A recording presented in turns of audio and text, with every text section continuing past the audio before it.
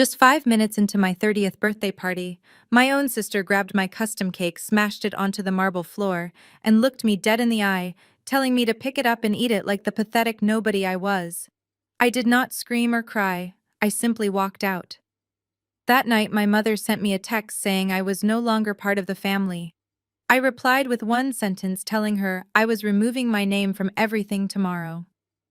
By the next morning, I had 97 missed calls, and my arrogant brother-in-law was facing federal charges. Before I tell you how I legally destroyed the people who thought they could walk all over me, let me know where you are watching from in the comments.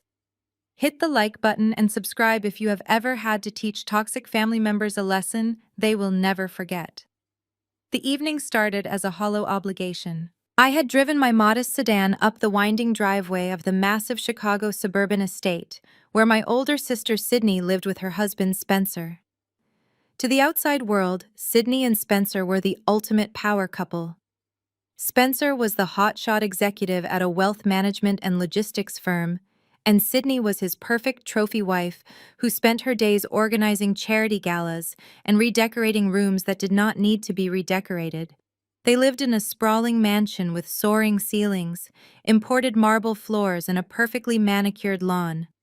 I was just Morgan, the quiet younger sister who worked as an accountant and supposedly struggled to make ends meet. That was the narrative they loved, and I let them believe it. I walked into the grand foyer holding a beautiful artisanal vanilla bean cake that I had ordered weeks in advance. It was my 30th birthday, and foolishly I thought my family might set aside their usual hostility for one evening. The house was filled with Spencer and Sydney elite friends holding crystal champagne flutes and laughing too loudly. When I walked into the main living room, the music died down slightly. Sydney spotted me immediately. She was wearing a silk designer dress that cost more than my supposed monthly salary. She did not say happy birthday. She did not even say hello. Instead, her eyes darted to the cake box in my hands, and her perfectly contoured face twisted into a sneer of absolute disgust. "Look who finally decided to show up," she announced, her voice cutting through the chatter of the room. "I see you brought your own cheap dessert. Morgan, could you not afford to chip in for the caterer like a normal person, or is that little bookkeeping job of yours really paying that badly?" I took a deep breath, keeping my expression neutral. "It is my birthday cake, Sydney. I ordered it for tonight. I thought we were celebrating together." "Celebrating together," she scoffed, stepping closer to me. The heavy scent of her expensive perfume was suffocating. "You are 30 years old, Morgan. You are single, you live in a tiny apartment, and you punch numbers into a calculator all day for a living. What exactly is there to celebrate? Your mediocrity." Before I could respond, Spencer strolled over. He swirled the amber liquid in his crystal glass, a condescending smile plastered across his face. Spencer was the kind of man who loved to remind everyone of his wealth and his supposed superiority. As a white man who had married into our black family, he constantly tried to assert his dominance, masking his arrogance as business savvy. He placed a heavy hand on my shoulder patronizingly. "Now, Sydney, let us not be too hard on Morgan," he said, his voice dripping with fake sympathy. "Not everyone is built for success. The world needs people to do the grunt work right. Besides, it is nice of her to bring a little grocery store cake to our beautiful home. It adds a certain rustic charm to the evening, even if it completely clashes with the aesthetic." "It is not from a grocery store," I said calmly. Sydney snatched the box right out of my hands. She opened the lid and stared at the elegant frosting work. A look of pure jealousy flashed in her eyes because it was objectively stunning. But Sydney could never allow me to have anything nice. She could never allow me to be the center of attention even on my own birthday. "This is pathetic," she hissed. "You come into my house, the house that my husband bought with his hard-earned money, and you try to make this night about you. You always do this, Morgan. You always bring your cheap energy into our space." Then, without a second of hesitation, Sydney flipped the box upside down. The heavy cake dropped with a sickening thud against the flawless white marble floor. The vanilla buttercream splattered across the stone, the delicate decorations completely ruined.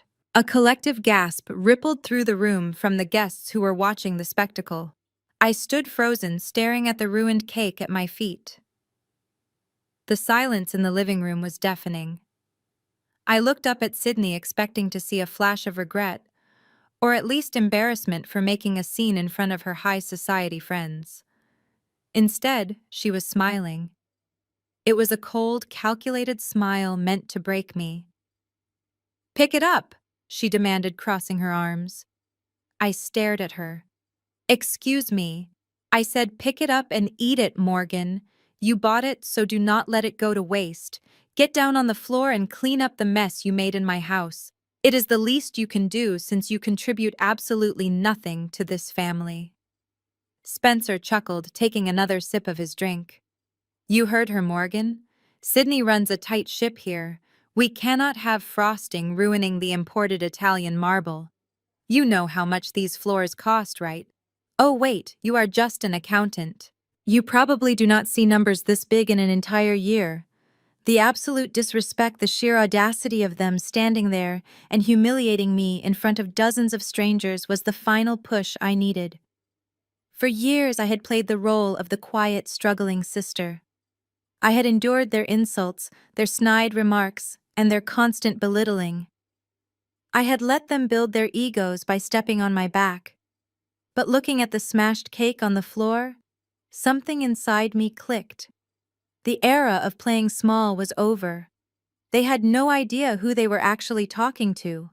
They had no idea that the pathetic accountant was actually the founder and CEO of a private equity firm that managed hundreds of millions of dollars. They did not know that I could buy their entire lives with a single phone call. I did not yell. I did not bend down to clean it up. I simply looked Sydney dead in the eye and let a slow, cold smile spread across my face. I stepped back away from the mess, away from her, and away from the facade I had maintained for so long. I turned around and walked toward the heavy oak front doors, leaving the cake, the party, and their toxic delusions behind me.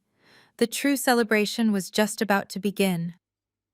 I had barely made it halfway across the expansive foyer when the sharp clicking of heels echoed from the grand staircase. It was our mother Evelyn descending with all the forced grace of a church matriarch who believed she was royalty. She was dressed in a tailored emerald suit, her hair perfectly coiffed, and her expression already set in a deep scowl. She stopped 2 steps from the bottom, her eyes landing on the ruined vanilla buttercream smeared across the pristine white marble.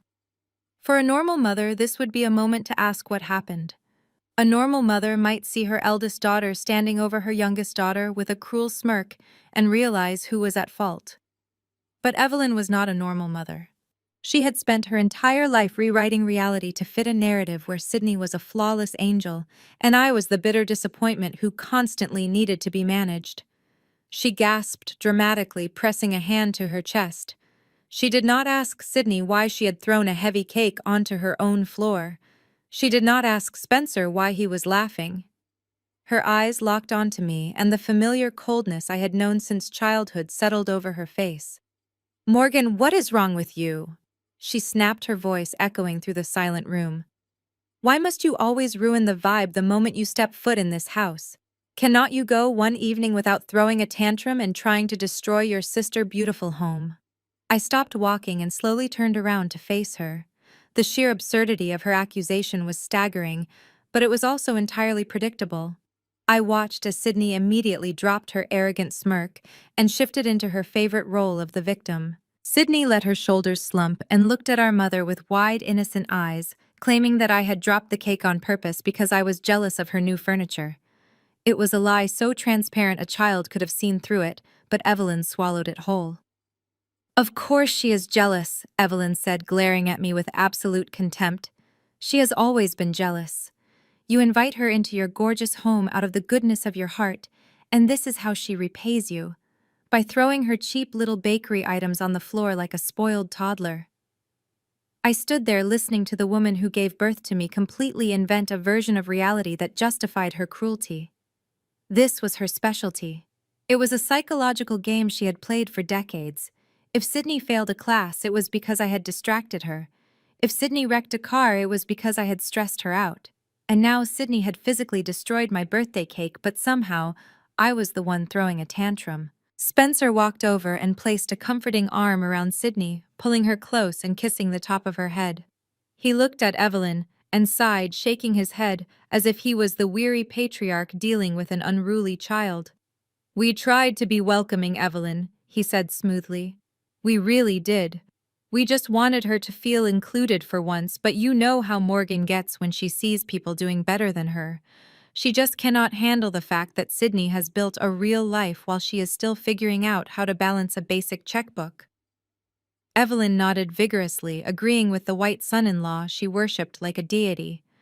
She took a step toward me, pointing a manicured finger in my direction. "You need to pray for the bitterness in your soul, Morgan," she told me, her tone dripping with self-righteous authority. "You are 30 years old today, and look at yourself. You have no husband, you have no real career, and you carry this toxic negative energy wherever you go. You should be down on your hands and knees thanking Spencer and Sydney for even allowing you in their presence. Instead, you act like a savage. Get down right now and clean up this mess before the grease ruins the stone." The guests were watching us in absolute silence.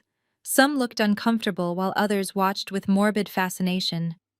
I looked at the three of them standing together, unified in their delusion.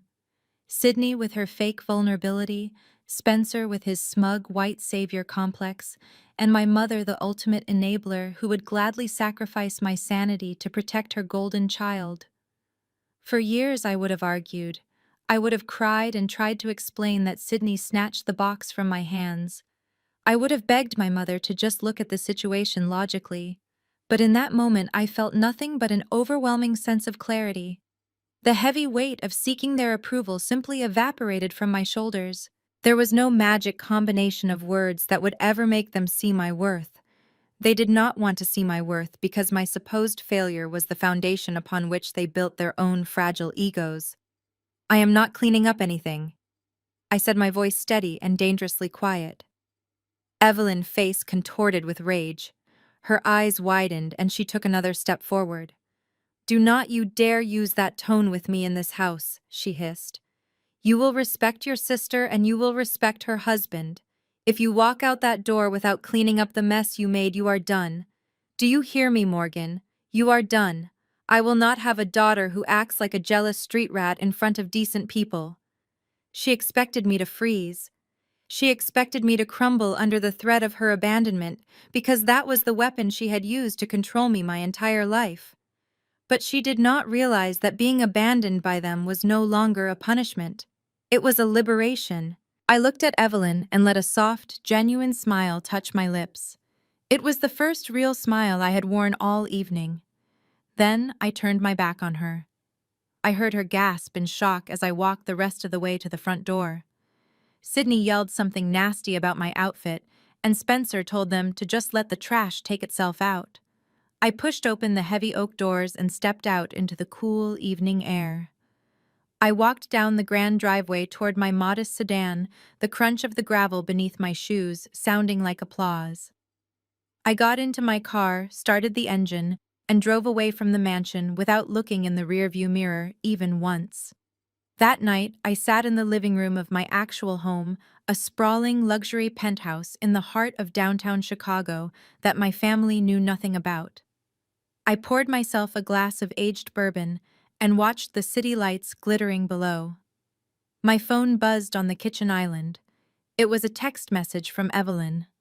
It read exactly as she had promised. "We are done. You are not part of this family." I picked up the phone. I did not type out an angry paragraph. I did not try to defend myself. I simply typed one sentence. "I am removing my name from everything tomorrow." I hit send. Then I opened my laptop and began making the financial moves that would completely dismantle the fake empire Spencer and Sydney had built on my dime. I opened my laptop and began the process. For 5 years, I had been the silent architect of their wealth. When Spencer first wanted to start his wealth management and logistics firm, he had absolutely nothing. He had a failed startup under his belt and a credit score that made banks laugh in his face. Sydney was devastated because she desperately wanted the lifestyle of a corporate wife. That was when my mother Evelyn came to my tiny apartment crying and begging. She told me that family helps family. She told me that God would bless me if I used my pristine credit to co-sign a loan for Spencer. She assumed I was just a diligent accountant who saved her pennies. She had no idea that I had already launched my private equity firm and amassed a quiet fortune. I agreed to sign the paperwork as a financial guarantor for his $2.5 million commercial loan. I did it because I was foolish enough to believe that my sacrifice would finally earn me a place at their table. I believed it would make my mother love me. Instead, it only made them resent me more. Every time they looked at me, they secretly knew they owed their entire existence to the sister they deemed inferior. To cope with that blow to his white savior ego, Spencer treated me like dirt, and Sydney joined right in. But that era ended tonight. I picked up my phone and dialed the private 24-hour concierge line for my wealth management team at the bank. When you control the kind of capital I do, there is always someone awake to answer your call. A representative named David answered on the second ring. I kept my voice perfectly level and told him I needed to execute an immediate revocation of my guarantor status on the corporate accounts for Spencer. David paused and gently reminded me that pulling my backing would instantly trigger a default clause. He explained that the bank would immediately freeze all of the business accounts to protect their assets. I stared out the floor-to-ceiling windows of my penthouse, looking at the empty city streets below. I told David that I was fully aware of the consequences and authorized the action immediately. I listened to the clicking of his keyboard through the receiver. Within 10 minutes, he confirmed that the digital paperwork was filed. The financial safety net was gone. But I was not finished yet. Sydney had been living a life of absolute luxury, charging thousands of dollars a week on a black card. She believed the card was linked to a trust fund that Spencer had set up for her. In reality, it was an authorized user card linked directly to one of my private accounts. I had set it up years ago through a blind trust, just to keep peace in the family, because Evelyn constantly complained that Spencer was too stressed about money. I logged into my banking portal, navigated to the Authorized Users tab, and found the account for Sydney. I clicked the button to revoke access and watched the status change to permanently deactivated. I felt a physical weight lift from my chest as the screen refreshed. I was no longer funding my own abuse. I closed my laptop and poured myself another glass of water. I did not go to sleep. I was too energized by the sheer liberation of severing those toxic ties.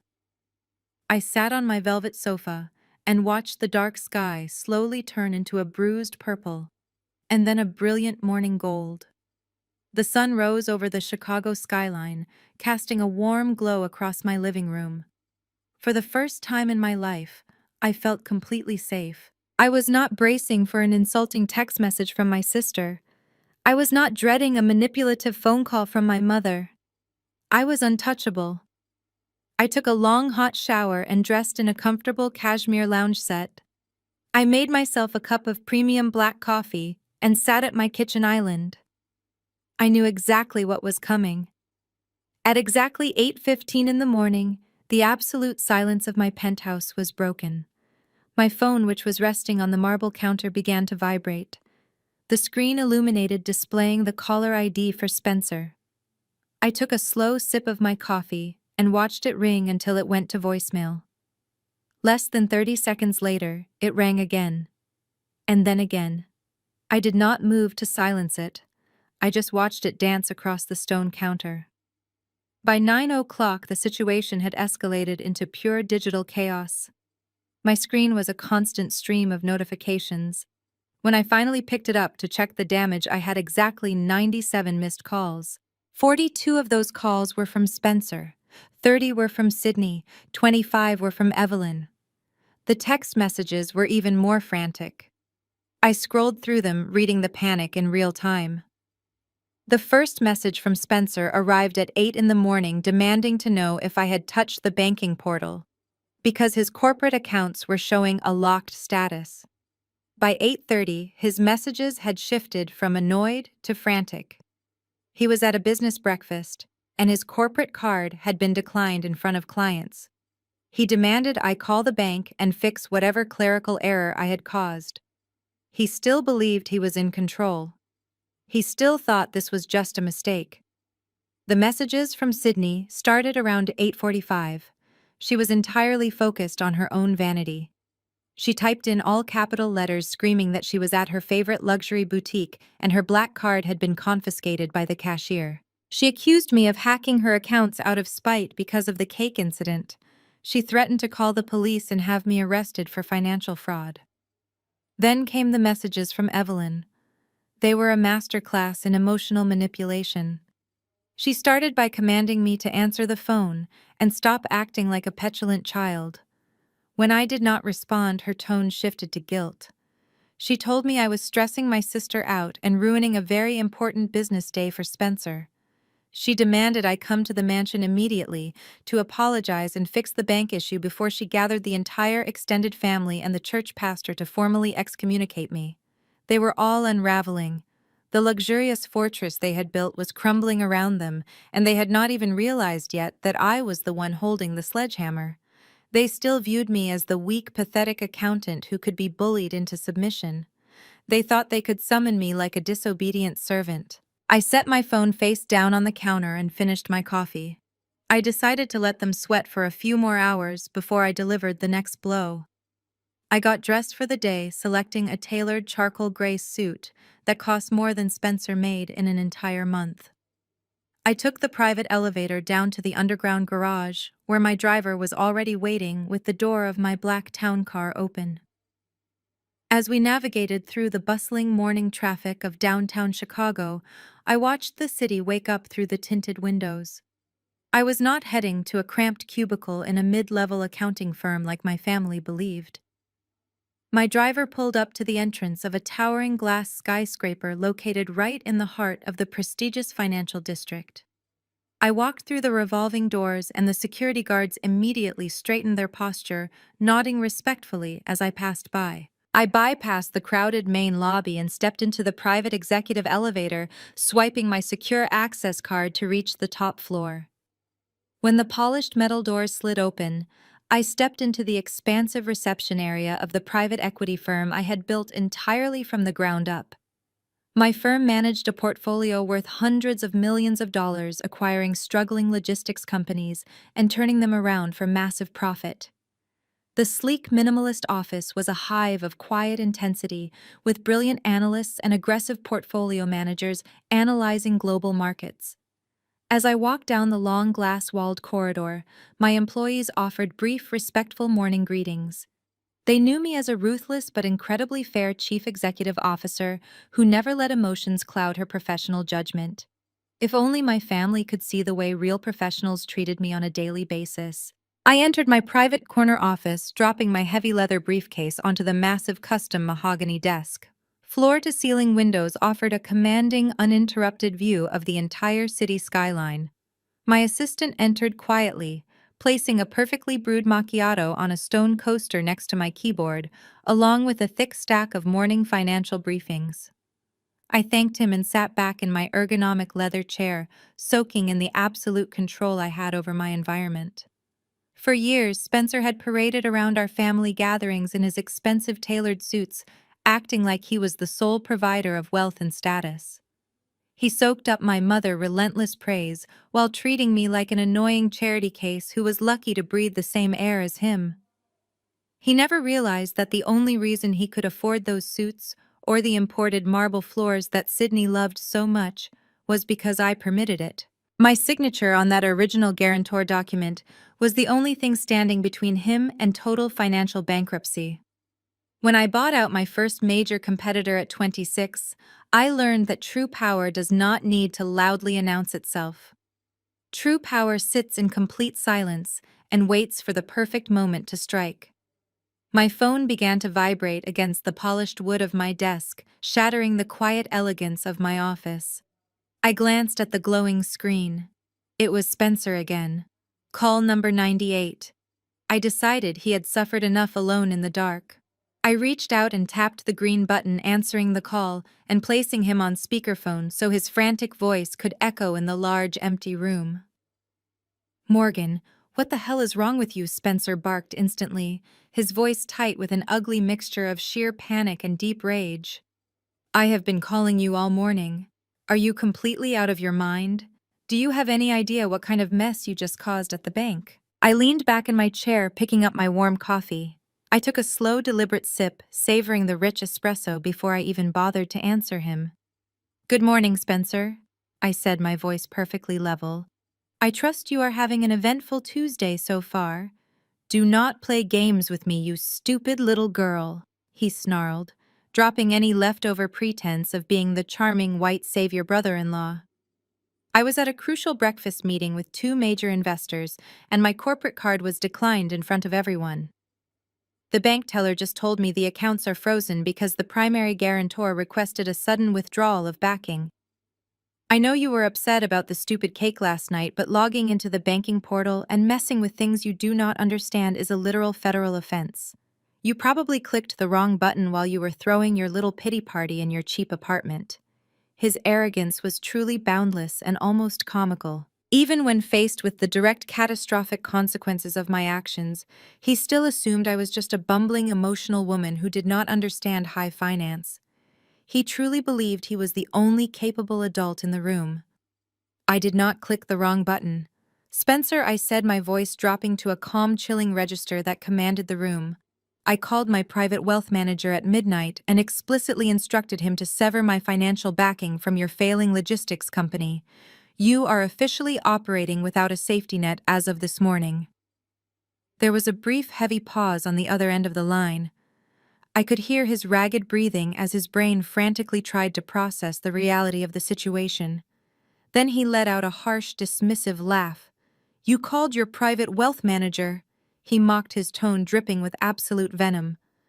"Morgan, you are a low-level bookkeeper. You do not have a private wealth manager. You do not have the authority to unilaterally freeze a $2.5 million account without a 30-day legal notice.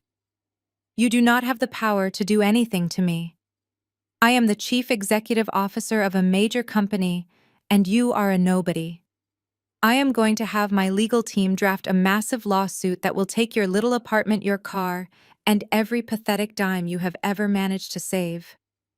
I listened to his ridiculous threats without a single spike in my heart rate. He was entirely oblivious to the fact that his supposed major company was bleeding capital and surviving solely because my pristine financial standing was keeping his creditors at bay. He thought his lawyers could scare me into submission. He did not know that I had an entire team of ruthless corporate attorneys on retainer who ate weak men like him for breakfast.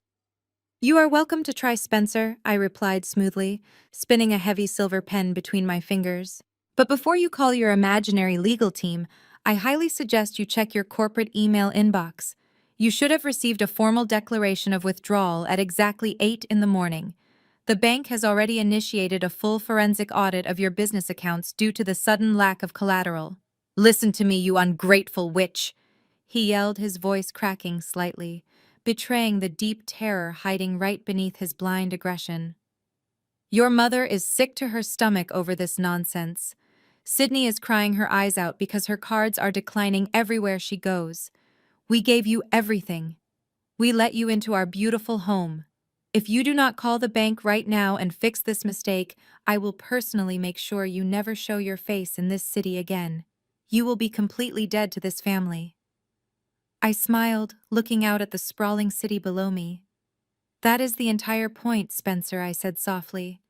"I am already dead to you. Now you finally get to see what real life is like without my ghost secretly paying all your bills." I reached out and ended the call, cutting off his frantic screaming mid-sentence. The office was blissfully quiet once again.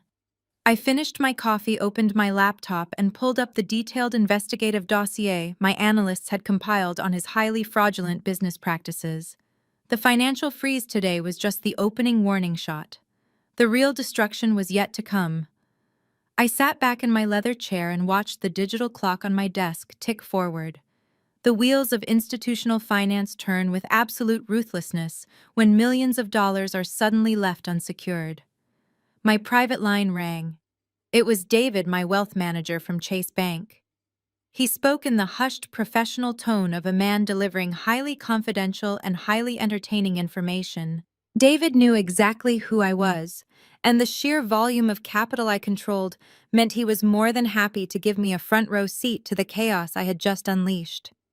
He told me that Spencer had practically kicked down the doors of the downtown branch just moments ago. According to David, Spencer marched straight past the tellers and demanded an emergency meeting with the branch manager, screaming about clerical errors and threatening to pull his non-existent wealth from their institution.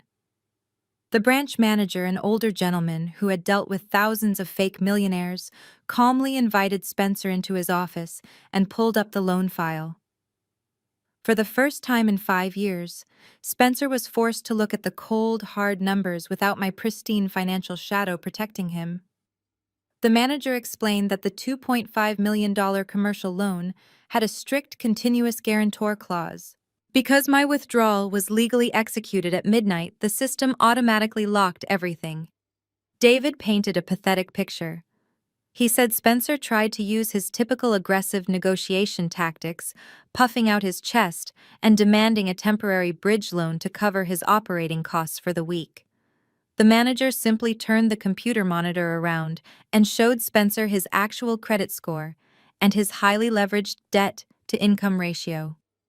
Without my backing, Spencer was not a hotshot executive. He was a severe liability. The bank told him they would not authorize a single penny of credit and that his current outstanding balances were being called in for immediate repayment. David mentioned that Spencer literally turned pale, his confident posture deflating completely as the reality of his total financial vulnerability washed over him. I thanked David for the update and ended the call feeling a profound sense of justice. The dominoes were falling exactly as I had calculated. A logistics and wealth management firm cannot survive for a single day without liquid capital. My firm had been monitoring his business operations for months, and I knew exactly how fragile his cash flow was. Within the hour, my industry contacts began sending me quiet messages. The ripple effects of the frozen accounts were hitting his company in real time. Vendors who supplied his shipping fleet were experiencing bounced electronic payments. 2 of his major freight contracts were halted because the automated insurance premiums attached to the Chase accounts had failed to process. Spencer had built an illusion of success entirely on the backs of unpaid invoices and rolling debt, hoping that his association with my good name would keep the house of cards standing. Now the wind was blowing and he had nowhere to hide. My assistant brought in my lunch and I ate it while reading the live updates of his corporate collapse. Around noon, the desperation started to bleed into my personal messages again. Spencer had stopped calling, but the tone of his text messages had drastically shifted. The aggressive legal threats were gone. Now he was trying to negotiate. He sent a long paragraph explaining that payroll was due on Friday, and if the accounts remained frozen, the employees would not get paid. He tried to guilt-trip me, using the livelihoods of innocent workers to manipulate my conscience. He said we could figure this out privately and that he was willing to formally apologize for the cake incident if I would just reinstate the guarantee by the end of the business day. It was a pathetic display of cowardice.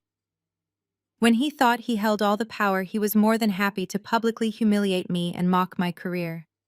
Staring down the barrel of corporate bankruptcy, he was suddenly eager to play the role of a reasonable family man, trying to keep the peace.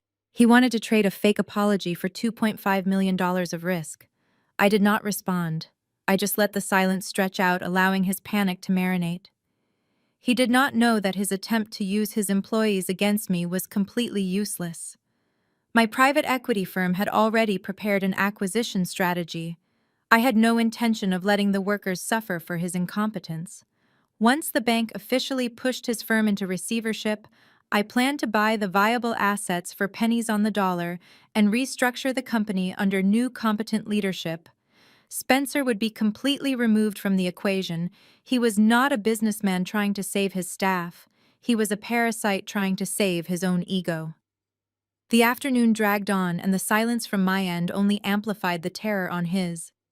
He tried reaching out to other lenders to secure high-interest loans, but the financial world is incredibly small and news travels fast. Once Chase Bank placed a hard freeze on his assets, other institutions immediately flagged his tax ID. Nobody was going to touch him. He was effectively blacklisted from every major lending firm in the city. The wealthy facade he had spent years carefully constructing for my mother and his country club friends was rapidly evaporating. As I finished reviewing the final legal documents for the day, I knew that Spencer had exhausted every possible professional lifeline. He was trapped, and because he was a weak man, he was bound to take his frustration out on the people closest to him. The financial stress was going to strip away their polite country club manners and expose the rot underneath. I smiled softly as I closed my silver laptop.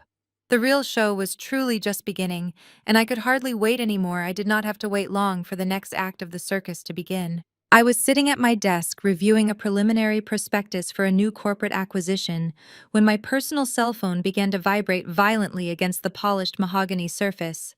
I glanced at the glowing screen and saw my sister name flashing urgently.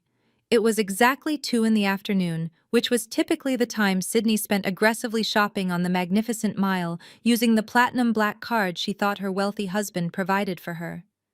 I reached out and tapped the screen, answering the call and placing the phone on speaker. Before I could even say hello, a shrill, hysterical scream erupted from the tiny speaker. "Morgan, what the hell did you do to my accounts?" she shrieked, her voice echoing off the glass walls of my private office. I could hear the unmistakable ambient noise of a luxury retail store in the background.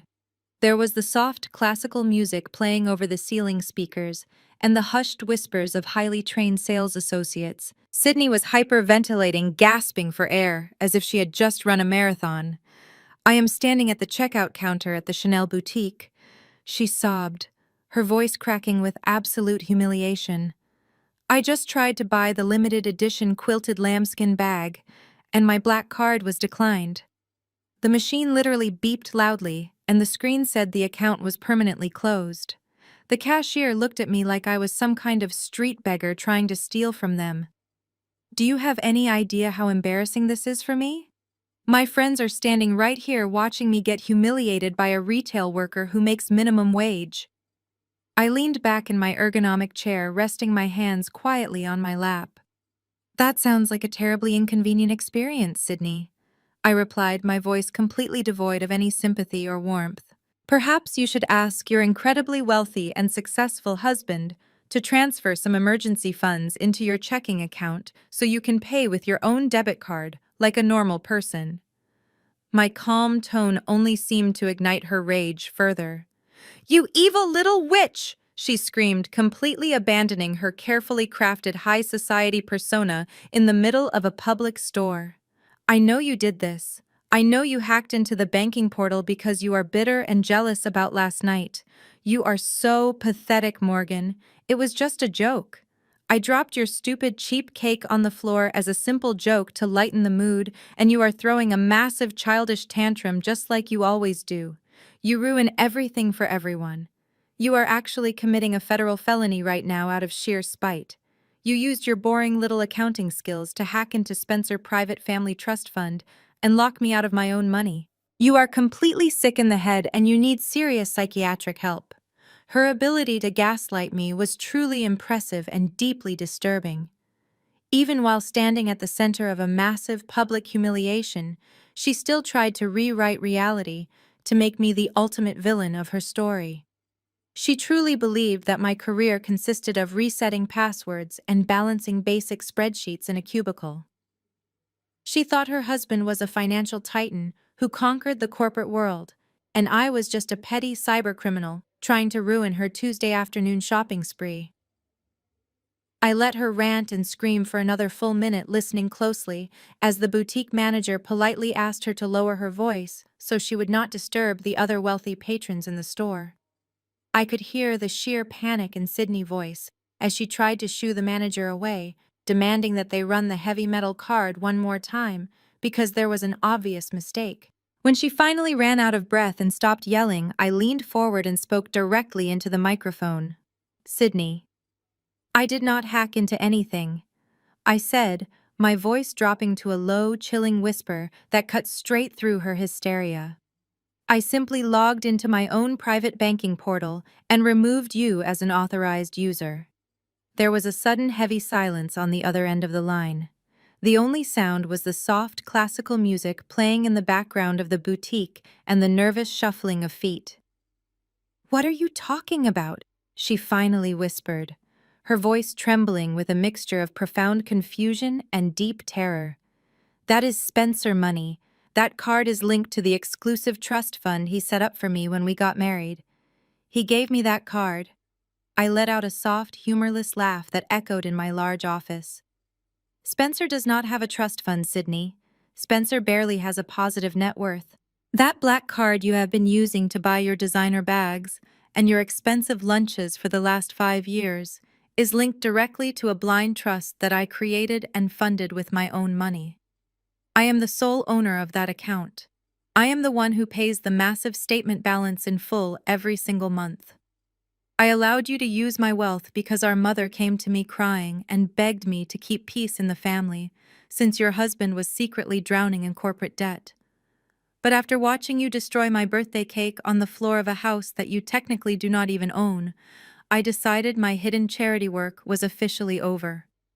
"You are lying," she screamed, her panic reaching an absolute fever pitch as the walls of her fake reality began to cave in. "You do not have that kind of money. You are just a broke, pathetic accountant who lives in a tiny, miserable apartment. I am calling the police right now. I am going to tell them that you committed massive financial fraud and identity theft. You are going to go to federal prison, Morgan. I will make sure they lock you up for destroying my life and stealing from my husband." I smiled, staring out at the beautiful sunlit Chicago skyline. "Please do call the police, Sydney," I replied smoothly without a single ounce of fear. "Call the police and demand that they arrest your younger sister for refusing to buy you a Chanel handbag. I am sure the responding officers will be absolutely thrilled to take that official report. Tell them exactly how you have been spending my hard-earned money for 5 years while treating me like absolute garbage. While you are at it, you should probably call Spencer and ask him why his business accounts were also permanently frozen this morning. Then you can both sit in the dark in your empty house and figure out how you are going to pay your mortgage next month." Before she could utter another hysterical, threatening word, I reached out and ended the call. I placed my phone face down on the desk and took a deep, cleansing breath. The illusion she had lived in for her entire adult life was finally shattered into a million unfixable pieces. I knew she was currently standing in the middle of a high-end boutique sobbing hysterically while her wealthy fake friends backed away from her in absolute disgust. The sales associates were probably calling store security right at that moment to physically escort her off the premises. The fake royal family of our suburban town was rapidly descending into total poverty and public disgrace. And my mother, the woman who had orchestrated this entire toxic dynamic from the very beginning, was the next person on my list. I did not even have to wait 10 minutes before my phone lit up again. This time, the caller ID displayed the name of the final boss in this twisted family game. It was my mother, Evelyn. She was a woman who wielded her position on the church elder board like a loaded weapon. To the congregation, she was a beacon of Christian charity and maternal wisdom. To me, she was the architect of my childhood misery. I knew exactly what strategy she would use. While Spencer used aggressive threats and Sydney used hysterical gaslighting, my mother preferred the slow, suffocating poison of religious guilt and public shame. I let the phone ring 4 times before I finally picked it up. "Morgan." She began, her voice heavy with a manufactured exhaustion that she had perfected over decades of playing the martyr. "I have been on the phone with your sister for the past hour trying to calm her down. She is completely heartbroken. Spencer is pacing the floors of their home, trying to figure out how to save his employees from starvation because of whatever childish game you are playing with their bank accounts. I raised you to be a lot of things, but I never thought I raised a thief and a saboteur." I listened to her weave her lies without a single flinch. The audacity to call me a thief when they had been draining my resources for years was almost poetic. I did not interrupt her. I knew she needed to complete her monologue because narcissists always need to set the stage before they deliver their demands. The Lord sees everything you are doing, Morgan. She continued, her tone dropping into a threatening pastoral cadence. You are letting the devil use your jealousy to destroy this family. Sydney is a good wife, and you are attacking her out of pure spite because you are unhappy with your own empty life. Do you have any idea how this looks for us? Do you know what the congregation will think when they hear you are trying to bankrupt your own brother-in-law? You are bringing shame to my name, and I will not stand for it. She cared about the congregation. She did not care about the truth. She did not care that Spencer was a massive fraud, or that Sydney had publicly humiliated me the night before. She only cared about the pristine image of her perfect suburban family and how her country club friends perceived her. I'm not playing a game, Mother, I said softly, leaning back in my executive chair. I simply stopped paying for their lifestyle. If Spencer is the brilliant businessman you always claim he is, he should have no problem securing a new line of credit by the end of the day. Do not get smart with me. She snapped, the holy matriarch facade cracking just a fraction to reveal the vicious enabler underneath. You do not understand how corporate finance works. Spencer told me you pressed the wrong button and triggered a security freeze. But Sydney thinks you did it on purpose to be vindictive. Either way, you are going to fix it right now. I have already called your Uncle George, your Aunt Linda, and Pastor Thomas. They are all coming over to the house tonight at 6. We are having a formal family meeting. You are going to walk through those front doors, you are going to apologize to your sister, and you are going to call the bank to reverse whatever mess you made. The threat was abundantly clear. She was organizing a public tribunal. In our community, having the extended family and the church pastor called to your home for a behavioral intervention was the ultimate social execution. It was designed to break your spirit through collective shaming and peer pressure. She expected me to cower at the thought of facing Pastor Thomas and Aunt Linda. She expected me to beg for forgiveness to avoid being officially ostracized from the only community I had ever known. This was how she kept everyone in line for 30 years. If you do not show up tonight and fix this, Evelyn warned, her voice icy and absolute, I will make sure every single person in this city knows what you did. I will stand up at the pulpit this Sunday and tell the entire congregation that my youngest daughter has lost her mind and attacked her own flesh and blood. You will have no family. You will have no community. You will be entirely alone, Morgan. Think very carefully about your next move, because I am not playing with you. I looked down at the thick stack of financial documents sitting on my mahogany desk. I looked at the forensic audit of Spencer Fake Logistics Company that detailed his massive wire frauds. I looked at the original property deed for the suburban mansion they were currently standing inside, which was printed on heavy watermarked paper and legally signed with my corporate entity name. Evelyn thought she was cornering a frightened animal. She had absolutely no idea she was inviting an apex predator straight into her living room. I will be there, I said, my voice perfectly steady and devoid of any emotion. I will be there at 6 o'clock sharp, Mother. Please make sure everyone is present. I would hate for anyone to miss what I have to say to the family. Evelyn let out a loud, dramatic sigh of relief, assuming she had successfully bullied me into submission like she always did. Good, she said firmly. Bring your laptop so you can log into the bank and fix this in front of everyone. And you better come with a humble heart, Morgan. We will be waiting for you. She ended the call. I sat in my silent office and smiled a genuine predatory smile. I did not need to bring my laptop. Everything I needed to permanently dismantle their lives was already printed and waiting in the sleek black leather briefcase resting beside my desk. I spent the next few hours wrapping up my actual corporate duties, signing off on a major logistics acquisition, and reviewing my private equity investment portfolios. When 5 o'clock finally rolled around, I stood up and smoothed out the wrinkles in my expensive tailored charcoal suit. I walked over to the corner of the room and picked up the heavy black briefcase, feeling the immense weight of the irrefutable evidence inside. I walked out of my executive office and took the private elevator down to my waiting town car. It was time to go back to the suburbs. It was time to attend the family meeting and burn their false kingdom straight to the ground. The drive back to the sprawling suburban estate was quiet and steady. I sat in the back of my town car watching the landscape change from the towering glass structures of the financial district to the manicured lawns and gated driveways of the wealthy elite. When my driver pulled up to the familiar massive house, the circular driveway was already packed with vehicles. I recognized my Uncle George heavy-duty truck, my Aunt Linda pristine luxury sedan, and the modest sensible car belonging to Pastor Thomas. They had all gathered exactly as instructed to witness my formal excommunication. I instructed my driver to wait for me right by the curb because I knew I would not be staying long. I stepped out into the cool evening air, gripping the leather handle of my black briefcase. I walked up the wide stone steps and pushed open the heavy front doors without knocking. The house was quiet, but a heavy tension hung in the air.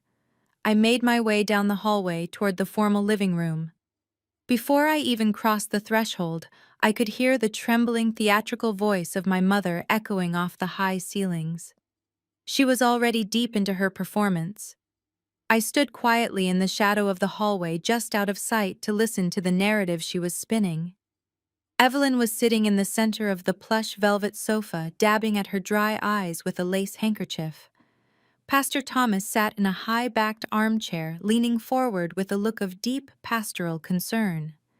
My Aunt Linda and Uncle George were perched on the love seat, shaking their heads in synchronized disappointment, and there in the corner stood Sydney and Spencer. Sydney was makeup-free, her hair deliberately messy, to look like a woman who had spent the entire day crying in terror. Spencer stood behind her, with his hands resting protectively on her shoulders, playing the role of the stoic, besieged patriarch. I just do not understand where all this hatred comes from. Evelyn sobbed, her voice cracking perfectly on cue. We have given Morgan everything. We have loved her and supported her, even when she chose to live such a small, unremarkable life.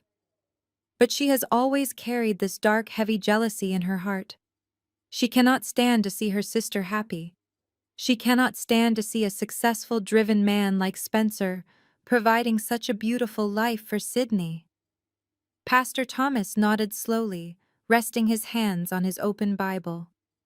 Jealousy is a dangerous poison, Sister Evelyn, he murmured in his deep, comforting tone. It blinds the spirit and turns family members into strangers. It is worse than jealousy. Pastor Evelyn continued, her voice rising in pitch to ensure the entire room felt the weight of her fake pain. Last night we tried to include her in our family celebration. We bought her a beautiful cake. We welcomed her into this gorgeous home. And what did she do? She threw a massive tantrum. She threw her own birthday cake on the imported marble floor, just to humiliate Sydney in front of important business guests. And when I asked her to simply clean it up, she stormed out and decided to destroy my son-in-law career. Aunt Linda gasped, pressing a hand to her chest. She destroyed his career, she asked in a hushed, dramatic whisper. I always knew Morgan was a difficult child. But this is pure evil, Linda added, looking toward Spencer with deep sympathy. Spencer stepped forward, looking exhausted and deeply troubled. He sighed, running a hand through his carefully styled hair.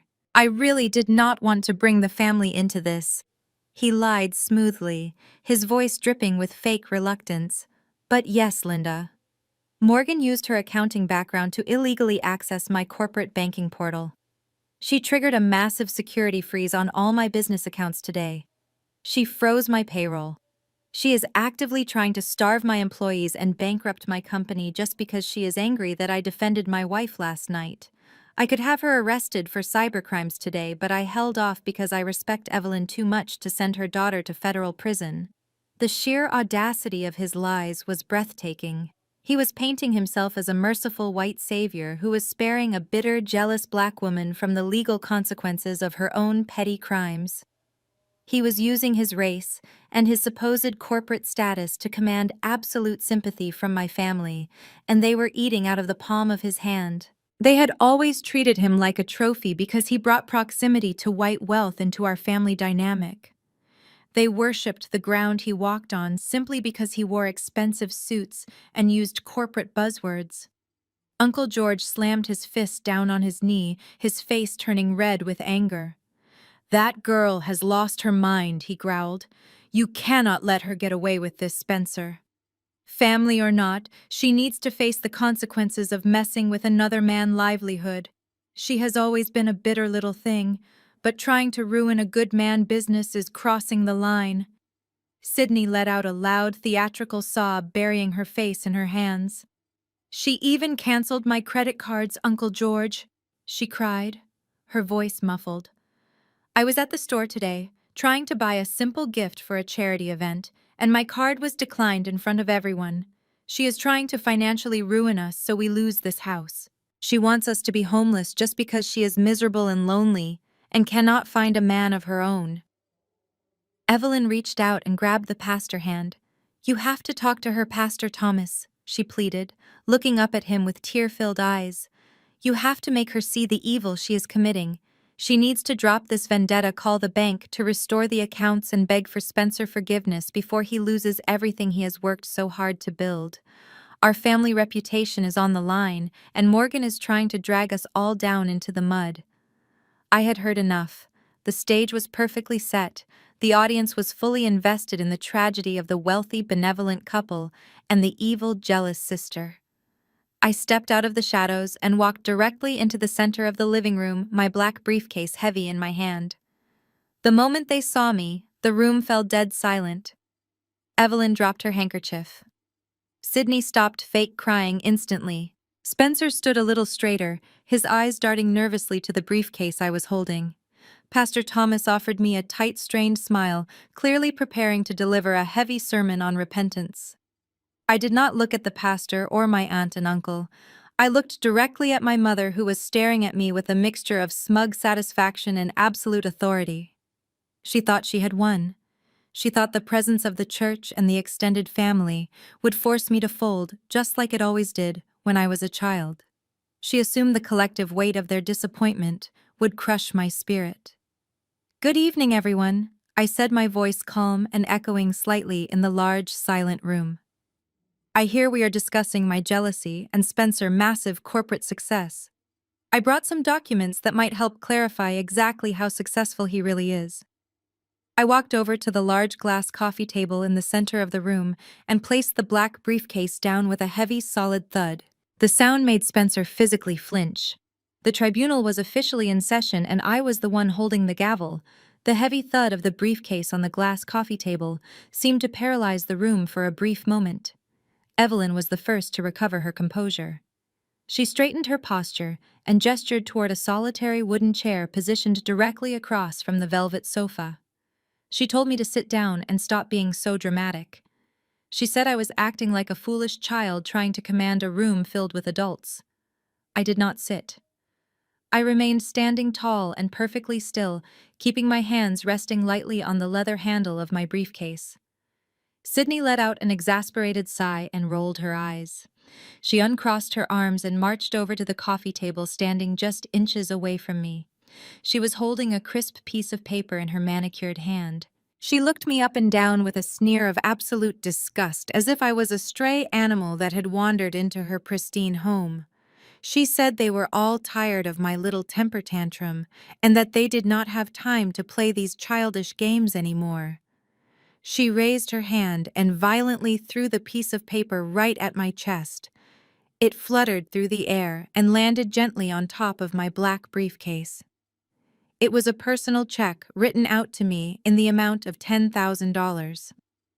The signature at the bottom belonged to Spencer. Sydney crossed her arms again and lifted her chin triumphantly. She told me to take the money and consider it a generous parting gift from a family that had already tolerated me for way too long. She said $10,000 was probably more money than I had ever seen in my entire pathetic life. She demanded that I open my laptop right there on the coffee table, log into the banking portal, and reinstate the guarantor status for Spencer immediately. After I did that, she said I was to take the check, walk out the front door, and never contact them again. She told me to get out of their lives for good because I was a toxic stain on their perfect family image. She actually thought $10,000 was a flex. She thought she was buying my submission with a sum of money I typically spent on a weekend business trip. I stared down at the check, feeling a profound sense of pity for her deep delusion. Before I could even formulate a response, Spencer stepped up to stand beside his wife. He puffed out his chest, trying to physically intimidate me with his height. He looked down his nose at me, his face flushed with arrogant anger. He told me I better take the deal Sydney was offering because it was the only mercy I was going to get. He said he had already spoken to his corporate legal team earlier that afternoon. He claimed his lawyers charged $1,000 an hour and that they were currently drafting a massive lawsuit against me for tortious interference with a commercial business. He threatened to drag me through the court system until I was entirely bankrupt. He said his expensive lawyers would place a lien on my cheap little apartment, seize my 20-year-old car, and garnish my tiny accountant's salary for the rest of my miserable life. He told me I had no idea who I was messing with. He said he was a titan of industry, and I was just a sad, lonely woman trying to play a game I could not possibly win. I looked around the room, watching the reactions of my extended family. Uncle George nodded in firm agreement, crossing his arms over his chest. He muttered that I was incredibly lucky Spencer was willing to offer me a single dime after the stunt I pulled. Aunt Linda whispered to the pastor that Spencer was truly a Christian man for showing such grace to a troubled soul like me. Pastor Thomas cleared his throat and offered me a sad, disappointed look. He told me that pride comes before a fall and that I should accept this generous olive branch. He urged me to sign the bank papers, take the money, and spend some time in deep prayer to cleanse my heart of its wicked jealousy. They all truly believed they had cornered me. They thought this coordinated attack of financial bribery and legal threats would break my spirit and force me to submit to their will. Evelyn sat on the sofa watching me with a smug, satisfied smile playing on her lips. She thought she had orchestrated the perfect intervention. She thought she had successfully protected her golden child and her perfect white son-in-law while simultaneously banishing the family scapegoat. They wanted me to cry. They wanted me to yell and defend myself so they could point their fingers and call me crazy. They wanted to feed off my emotional distress, because that was the currency they used to power their own fragile self-esteem. But I did not give them a single tear. I did not give them a single shout. I stood completely motionless in the center of the opulent living room, listening to their vile insults and their empty threats.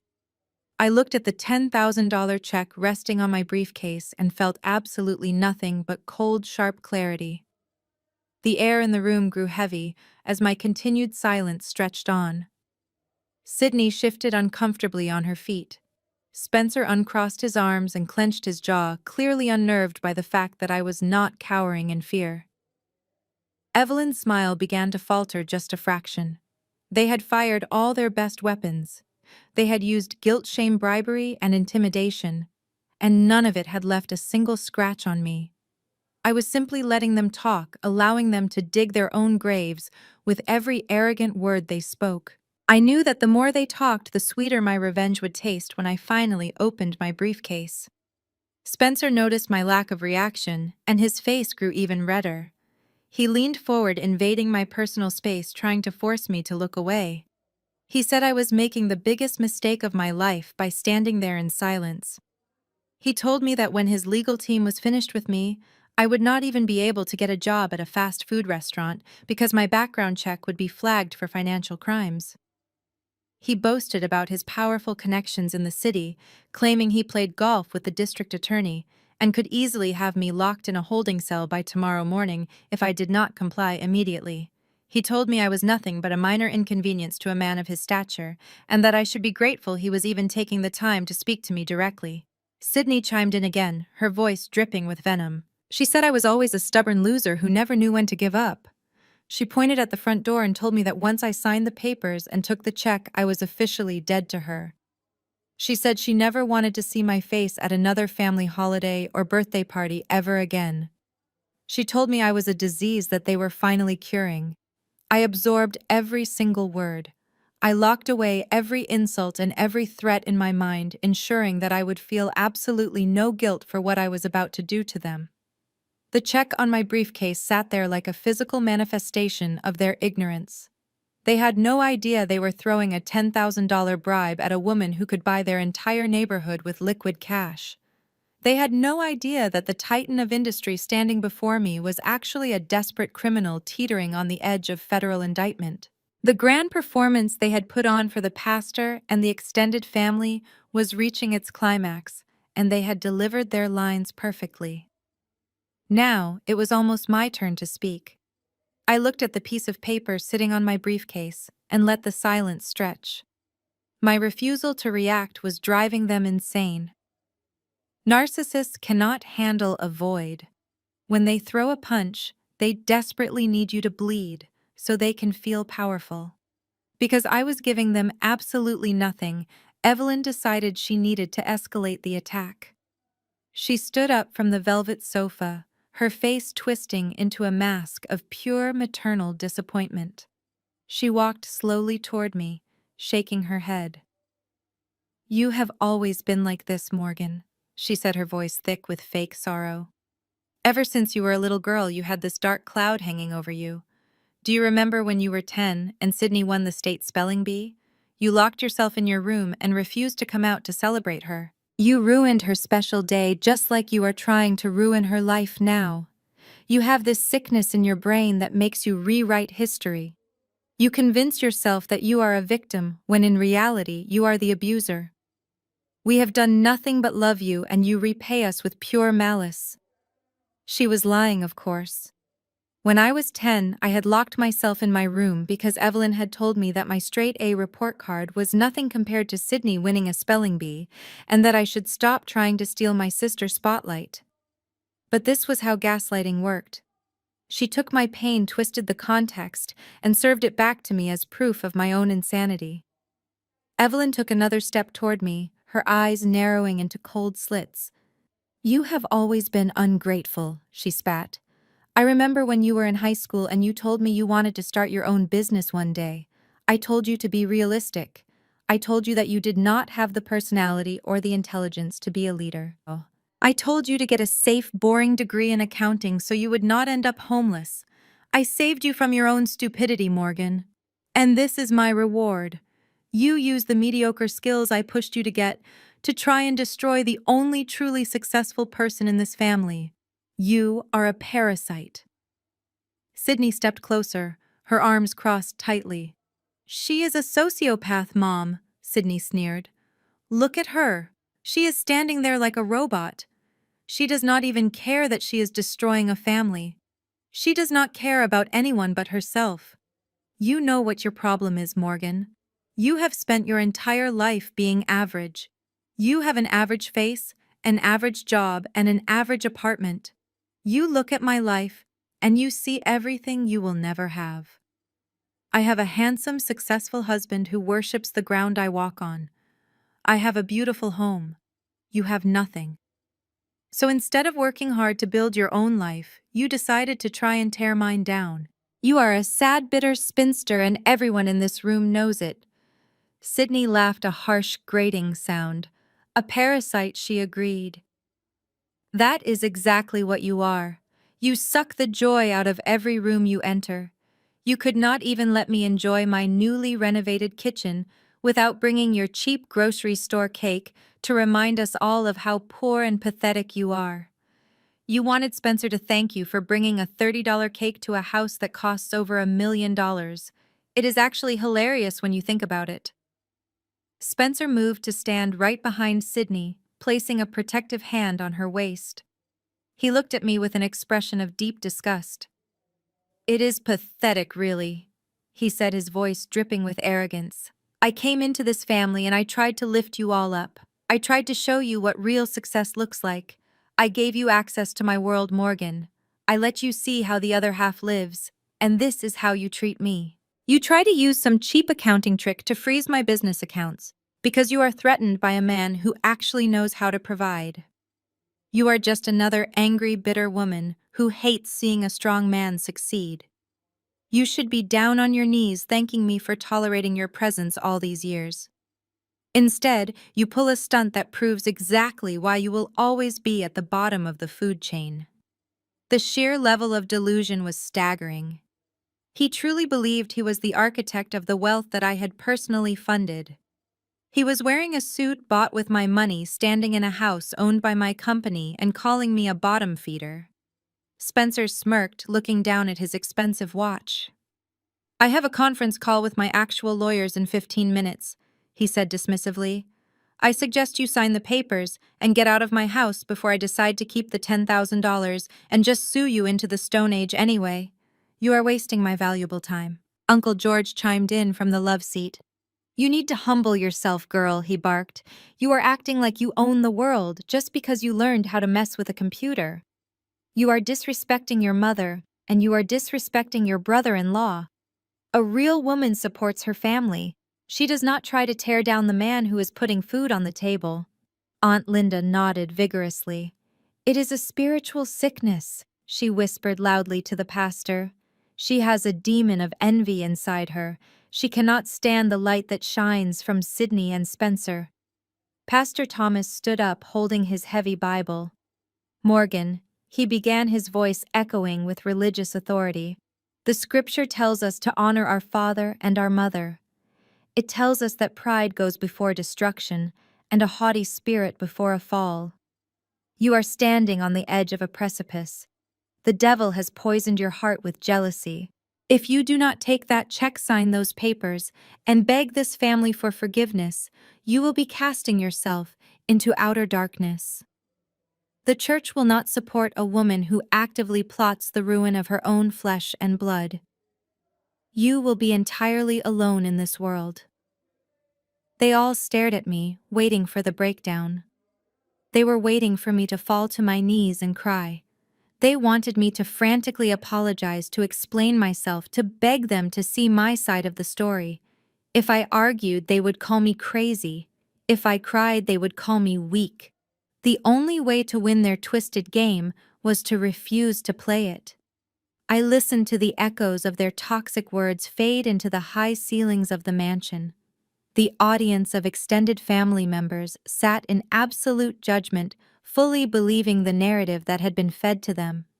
They saw a rebellious, jealous daughter standing against a loving, successful family. They did not see the strings attached to every single luxury in that room. They did not know that the very floor they were standing on belonged to the woman they were currently trying to excommunicate. I looked at Evelyn, who was staring at me with a triumphant smirk. I looked at Sydney, who was radiating smug entitlement. I looked at Spencer, who was puffing his chest out like a victorious gladiator. They had completely emptied their arsenal. They had hurled every insult, every threat, and every manipulation tactic they possessed. They were officially out of ammunition. I slowly reached out and placed my hand on the top of my briefcase, right next to the $10,000 check. The cool leather felt grounding under my fingertips. The silence stretched for another 10 seconds, making the air in the room feel incredibly thin. "Are you quite finished?" I asked, my voice cutting through the heavy atmosphere like a sharpened blade. Evelyn frowned, her triumphant smirk slipping just a fraction. "Excuse me," she snapped. "I asked if you are finished," I repeated, keeping my gaze locked entirely on her. "Because if you are done reciting your completely fabricated delusions, I have a few actual facts I would like to share with the group." I picked up the check and let it slip from my fingers, watching it flutter harmlessly to the floor. Then I reached for the brass clasps on my black briefcase. The time for silence was officially over.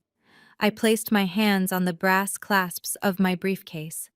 The sharp click echoed through the silent living room, sounding like a lock engaging on a prison cell.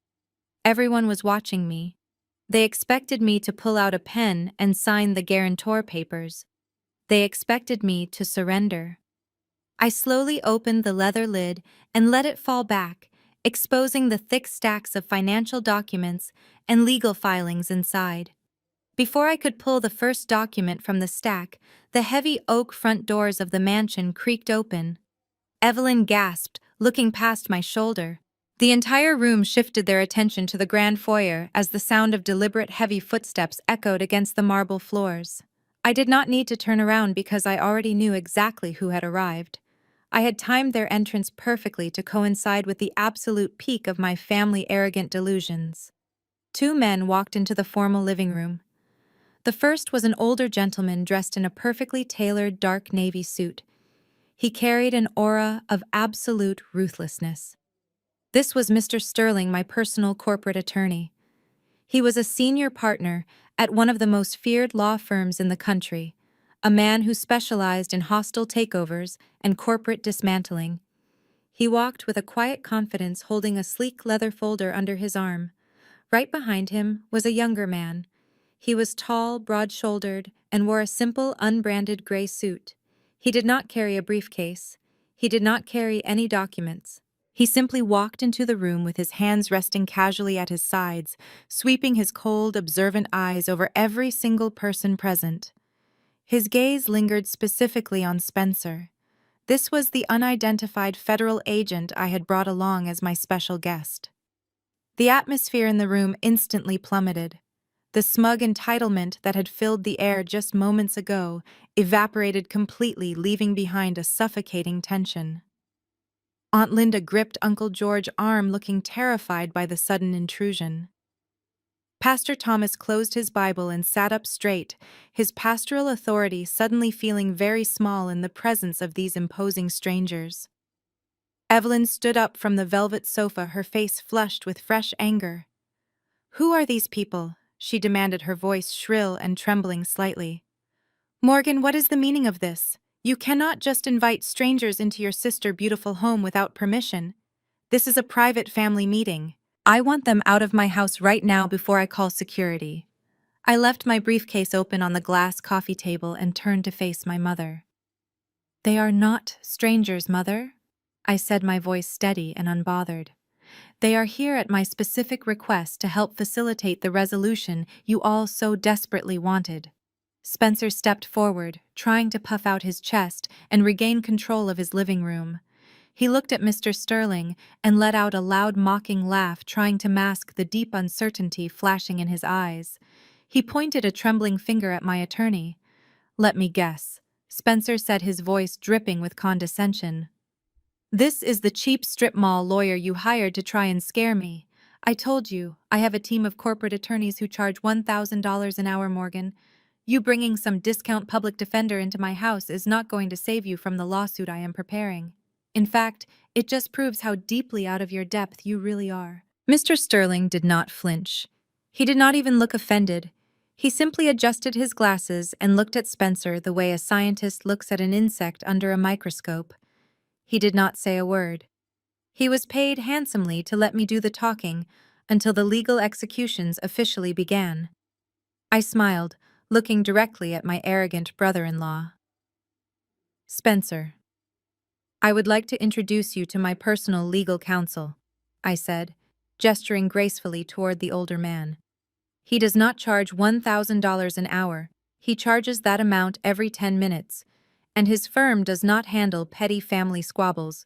They handle federal corporate fraud, hostile asset acquisitions, and the total liquidation of bankrupt companies. He is here to ensure that every single move I make tonight is entirely legal and completely binding." Spencer forced another laugh, but it sounded hollow and incredibly weak. It echoed awkwardly in the silent room. "You are so full of it," he muttered, shaking his head. "You do not have the money to afford a lawyer like that. You are a low-level bookkeeper. Stop playing dress-up and get these men out of my house before I call the police and have you all arrested for trespassing." The man in the gray suit, the unidentified agent, shifted his weight slightly. He stepped further into the room and stopped right beside Mr. Sterling. He looked directly into Spencer's eyes and offered a very thin, chilling smile. "I would highly recommend against calling the local police, Spencer," the agent said, his voice low and incredibly calm. "We would hate to involve local authorities in matters that strictly fall under federal jurisdiction. It just creates unnecessary paperwork." The color drained completely from Spencer's face. His confident posture collapsed entirely as his shoulders slumped forward. The mention of federal jurisdiction hit him like a physical blow to the stomach. He stared at the man in the gray suit, his mouth opening and closing, as his brain struggled to comprehend the magnitude of the nightmare he had just woken up in. Sydney rushed to her husband's side, grabbing his arm and pulling him back. She looked wildly between me and the two men. "Spencer, what is he talking about?" She practically screamed, her voice laced with absolute terror. "Why is he talking about federal jurisdiction? Morgan, what did you do? What kind of lies did you tell these people?" Evelyn rushed forward, positioning herself between Sydney and the men. She raised her hand, pointing a trembling finger directly at my face. "You are sick, Morgan!" She shrieked, her carefully maintained church persona shattering completely. "You hired actors to come in here and threaten us. You are trying to terrorize your own family just because we asked you to take responsibility for your childish actions. Pastor, please tell them they need to leave. This is a house of God and they are trespassing." Pastor Thomas remained completely silent. He was a man who understood power dynamics, and he clearly recognized that the true power in this room had just shifted entirely. He kept his eyes fixed firmly on the floor, refusing to intervene. Uncle George stood up from the love seat, his face pale. "Morgan," he said, his voice lacking all of its previous aggressive bravado, "you are crossing a very dangerous line right now. You need to stop this before someone actually gets hurt." I turned my back on them and looked down at my open briefcase. I was not crossing a line. I was erasing the line entirely and drawing a brand new one. They had spent the last hour demanding that I open my laptop and show them my banking portal. They wanted me to prove my compliance. Now I was going to show them my actual world. I reached into the leather interior of the black briefcase and pulled out the first thick stack of documents. The heavy paper felt incredible in my hands. The room was so quiet that the simple sound of the pages rustling sounded like thunder. I turned around to face my family, the people who had bullied, minimized, and abused me for my entire existence. I looked at the $10,000 check lying forgotten on the marble floor. "I think it is time we discuss the exact nature of Spencer corporate success," I announced, my voice echoing with final authority. "And since Sydney is so deeply concerned about her beautiful home, I think we should start with the property deed." Mr. Sterling stepped forward, opening his leather folder. The man in the gray suit simply crossed his arms and watched. The true reckoning had officially arrived. Mr. Sterling pulled a thick, heavy document from his leather folder and handed it to me. I took the heavy parchment paper, feeling the raised seal of the county clerk under my thumb. I dropped it directly onto the glass coffee table, right on top of the pathetic $10,000 check Sydney had thrown at me. The sound was sharp and commanding, cutting through the heavy silence of the room. I looked at Sydney, who was staring at the paper with a mixture of deep confusion and mounting dread. I told Sydney that she loved to remind everyone that she lived in a multi-million-dollar mansion. I told her she loved to post photos of the grand staircase and the imported Italian marble floors, acting like she was the absolute queen of suburban royalty. I told her to pick up the paper and read the name of the current legal owner. Sydney did not move. She looked at Spencer, who was suddenly sweating profusely. His face had gone completely pale, and he was staring at the document like it was a live explosive. When neither of them reached for it, Evelyn stepped forward. My mother snatched the document off the table, her eyes darting frantically across the dense legal text. She squinted, reading the bold print at the very top of the page. Evelyn read the name aloud. She said M&J Holdings LLC. She looked up at me completely bewildered and asked what that meant. She asked what this random corporate entity had to do with the beautiful house that belonged to Sydney and Spencer. I smiled, taking a slow, deliberate breath. I told my mother that M&J Holdings was a private corporate subsidiary of the equity firm that I had built from the ground up. I told her that I was the sole owner and chief executive officer of that firm. I let that information hang in the air for a long moment, watching the absolute shock wash over the faces of my family. Then I explained the timeline so they could fully understand the depth of the illusion they had been living in. I told them that Spencer did indeed buy the house 5 years ago, using my pristine credit as a crutch to secure the initial massive mortgage. But what he completely failed to mention to his beautiful wife and his adoring mother-in-law was that he stopped making those mortgage payments exactly 4 years ago. He was taking the money he was supposed to be paying to the bank and funneling it into his failing logistics company just to keep the lights on and maintain his fake executive lifestyle. I explained that banks do not care about your country club memberships or your expensive tailored suits. When you do not pay them, they take their property back. I told the room that the bank had quietly initiated foreclosure proceedings against Spencer over a year ago. He had been hiding the default notices from Sydney, hoping he could pull off a financial miracle before the bank finally seized the estate. But there was no miracle, because he was a terrible businessman. The bank fully foreclosed on the property and put it up for a private commercial auction. And that is exactly where I stepped in. I told them, my voice echoing in the dead silence of the formal living room.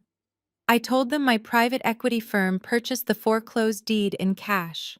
We paid off the outstanding debt and took immediate legal possession of the entire estate. I looked directly at Sydney and told her that she was not a wealthy, sophisticated homeowner. She was a squatter living rent-free in a house that belonged entirely to the sister she had just tried to banish. Sydney let out a breathless gasp, shaking her head violently, as if the physical motion could erase my words. She turned to Spencer, grabbing the lapels of his expensive jacket. She demanded that he tell them I was lying. She begged him to say that the house was still theirs, and that he had not lost their perfect suburban dream home. Spencer could not even look her in the eye.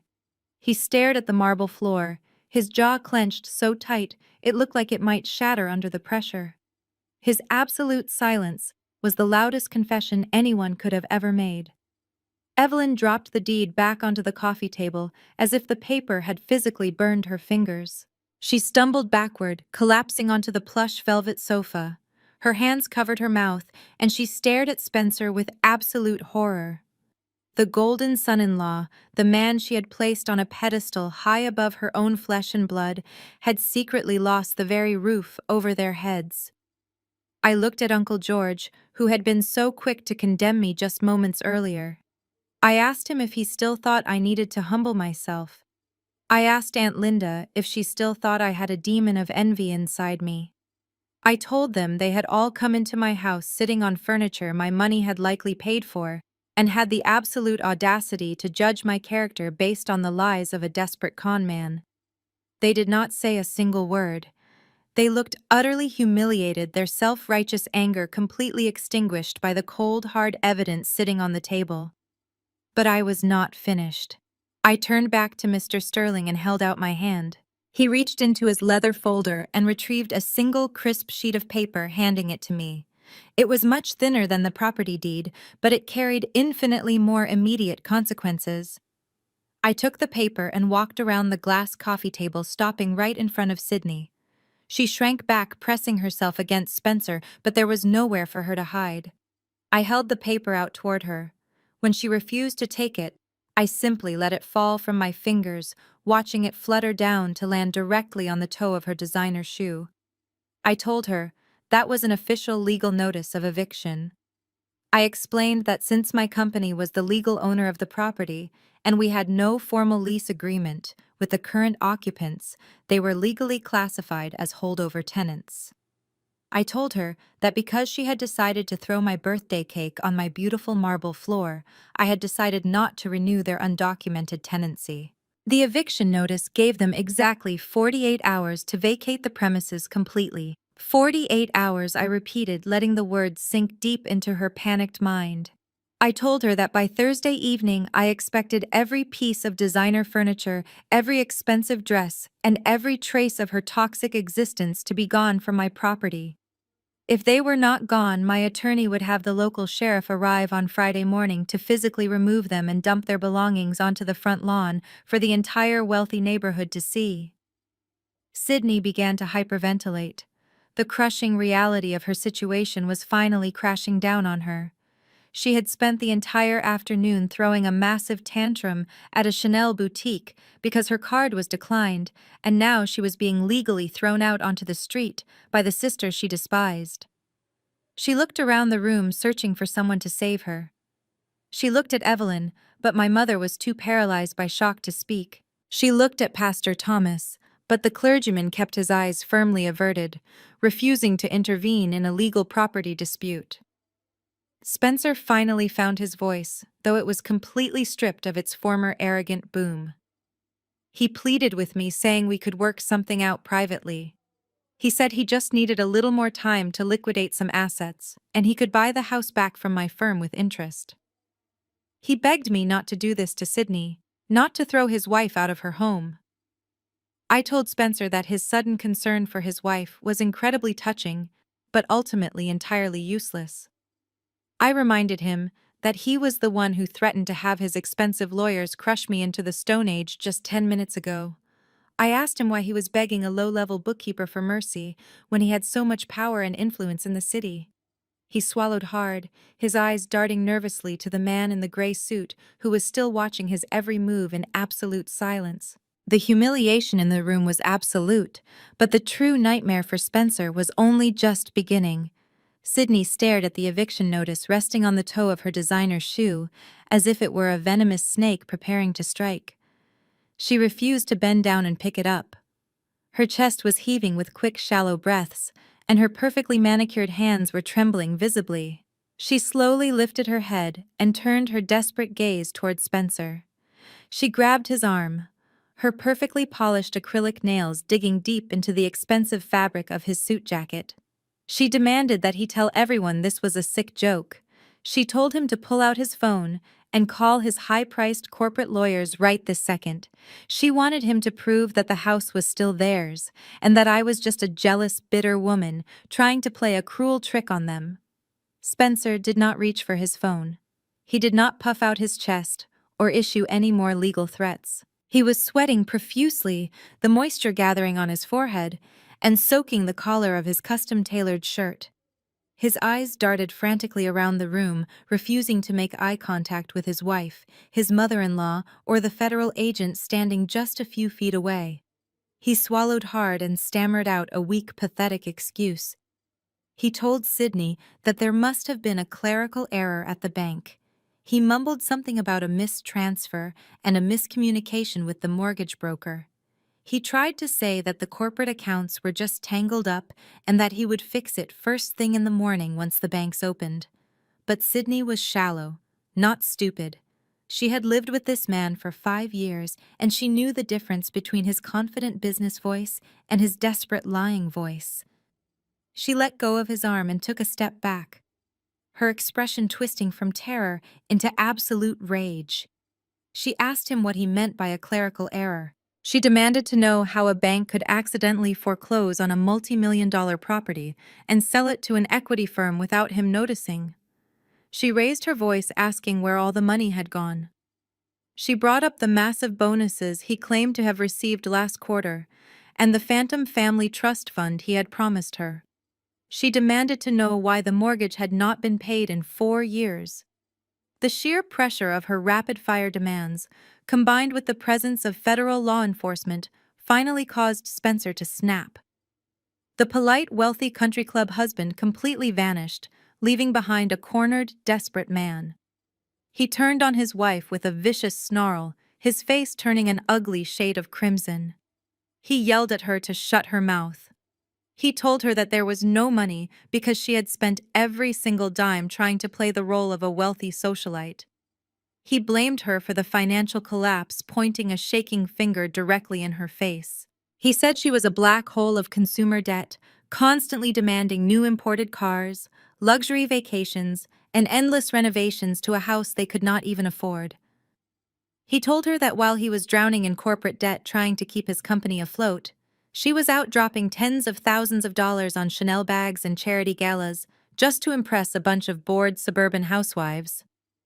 Sydney recoiled, as if he had physically struck her. Her eyes widened in absolute shock as the man she had worshipped and paraded around as the ultimate prize suddenly blamed her for his total failure. She did not cower, though. The toxic family dynamic that Evelyn had instilled in us meant that Sydney knew exactly how to fight dirty.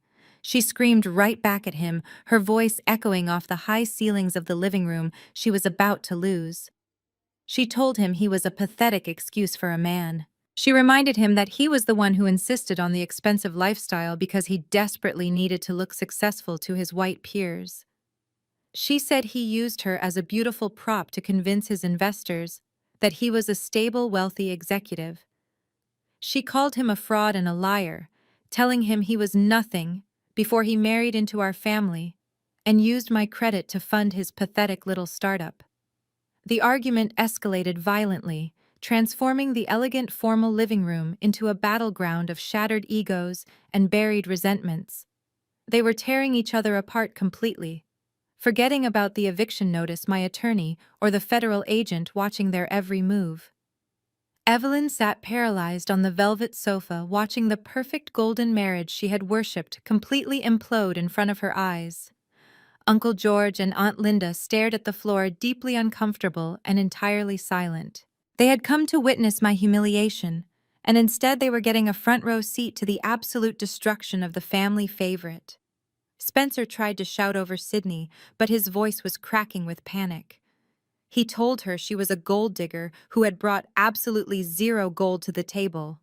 He said he had ruined his life trying to provide for a spoiled, entitled princess who contributed nothing to the marriage but credit card bills and constant complaints.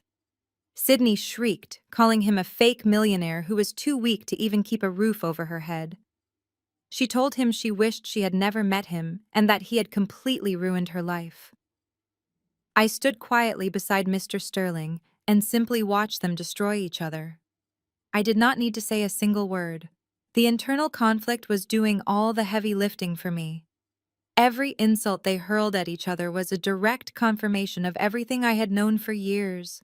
Their entire relationship was built on a foundation of lies, financial abuse, and mutual manipulation. As soon as the money dried up, the love evaporated instantly, revealing the pure toxic hatred underneath. The man in the gray suit pulled a small notebook from his pocket and quietly jotted down a few notes.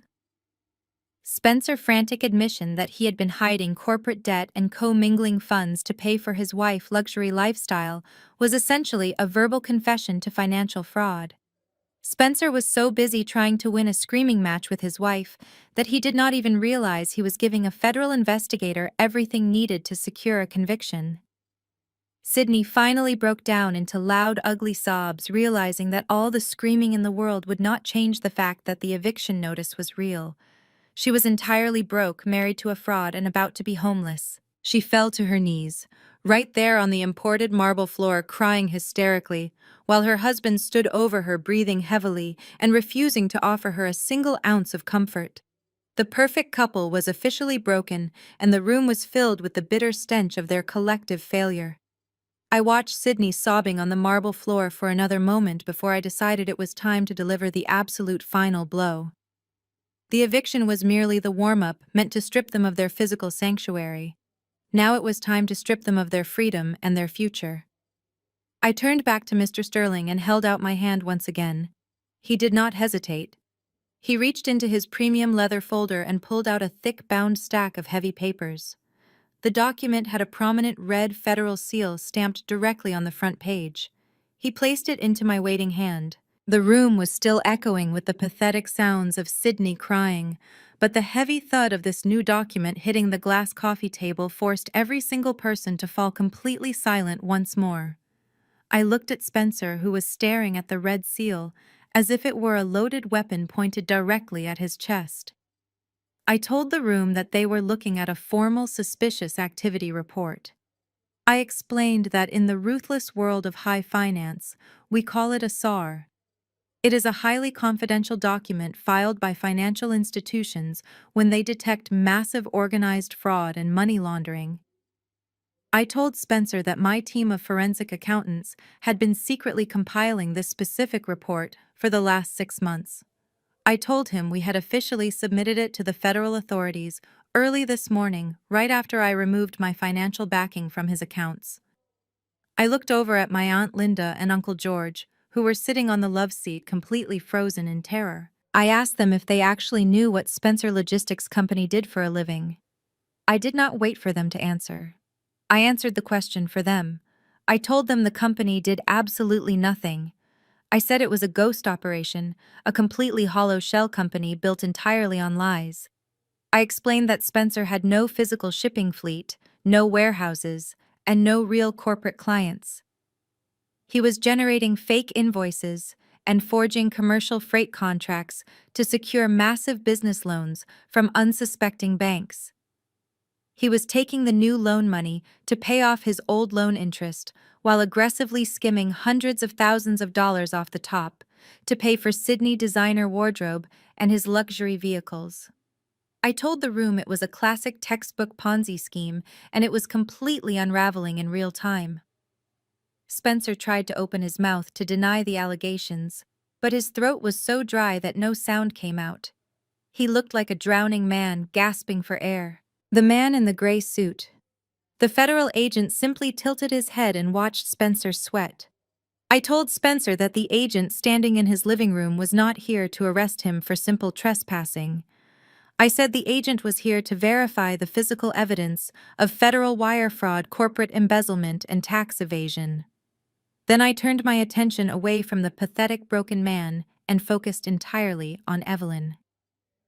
My mother was still sitting frozen on the velvet sofa, her eyes wide and unblinking. She looked like a woman who had just survived a massive catastrophic accident, but she did not even know the worst part yet. I walked slowly around the coffee table and stood directly in front of her. I looked down at the woman who had spent my entire life telling me I was worthless. I asked my mother how she thought Spencer had managed to keep his fake company afloat for the last 8 months after his final bank loan had dried up. Evelyn just stared at me, her lips trembling slightly. She shook her head, unable to form a single coherent word. I told her that desperate men do terrible things when they are cornered and facing federal prison. I asked her if she remembered signing a thick stack of legal documents last Thanksgiving, right before we ate dinner. I reminded her that Spencer had told her it was just standard administrative paperwork to help manage her investment portfolio and protect her assets from capital gains taxes. I asked her if she had actually read a single page of what she had signed before handing the pen back to him. The color completely drained from Evelyn's face, leaving her looking gray and incredibly old. Her hands began to shake uncontrollably as she grabbed the fabric of her expensive emerald skirt. I told her that she had blindly signed over full legal power of attorney to a desperate fraudster. I told her she did it because she trusted the color of his skin and his expensive tailored suits far more than she ever trusted her own daughter. I told her that Spencer used that absolute power of attorney to quietly mortgage her entire retirement fund. I let those words hang in the silent room. I told her that Spencer liquidated her entire pension. He completely drained her high-yield savings accounts, and he took out massive lines of credit against her personal assets, just to desperately plug the holes in his sinking corporate ship. I told her he took everything she had spent 40 years building, and he fed it directly into his fake company, where it vanished into thin air. Evelyn let out a horrific, gut-wrenching wail. She lunged forward, grabbing the edge of the glass coffee table to keep herself from collapsing onto the floor. She turned to Spencer, her eyes wide with absolute sheer panic. She screamed his name, demanding that he tell her I was lying. She begged him to tell her that her money was safe in the bank and that he would never steal from his own mother-in-law. Spencer simply looked away, staring blankly at the wall, unable to meet her gaze. Pastor Thomas stood up from his chair, his heavy Bible nearly slipping from his grasp. He stared at Spencer with a look of profound disgust, realizing that the massive tithes Spencer had been giving to the church were actually funded by stolen money and fraudulent loans. The pastor slowly backed away toward the hallway, distancing himself from the sheer toxicity of the crime. Uncle George stood up, his fists clenched tight at his sides. He looked at Spencer as if he wanted to physically attack him, but the presence of the federal agent kept him rooted in place. Aunt Linda started crying quietly into her hands, realizing that the family matriarch was now completely penniless. I looked back at Evelyn, who was rocking back and forth on the velvet sofa, repeating the word no over and over again in a broken whisper. She had built her entire identity on being the wealthy, respected pillar of the community. She loved to look down on people who struggled financially. She loved to tell everyone that her family was blessed by God because they were so much better than everyone else. Now she was facing the brutal reality that she would likely have to file for extreme bankruptcy and live off meager government assistance for the rest of her life.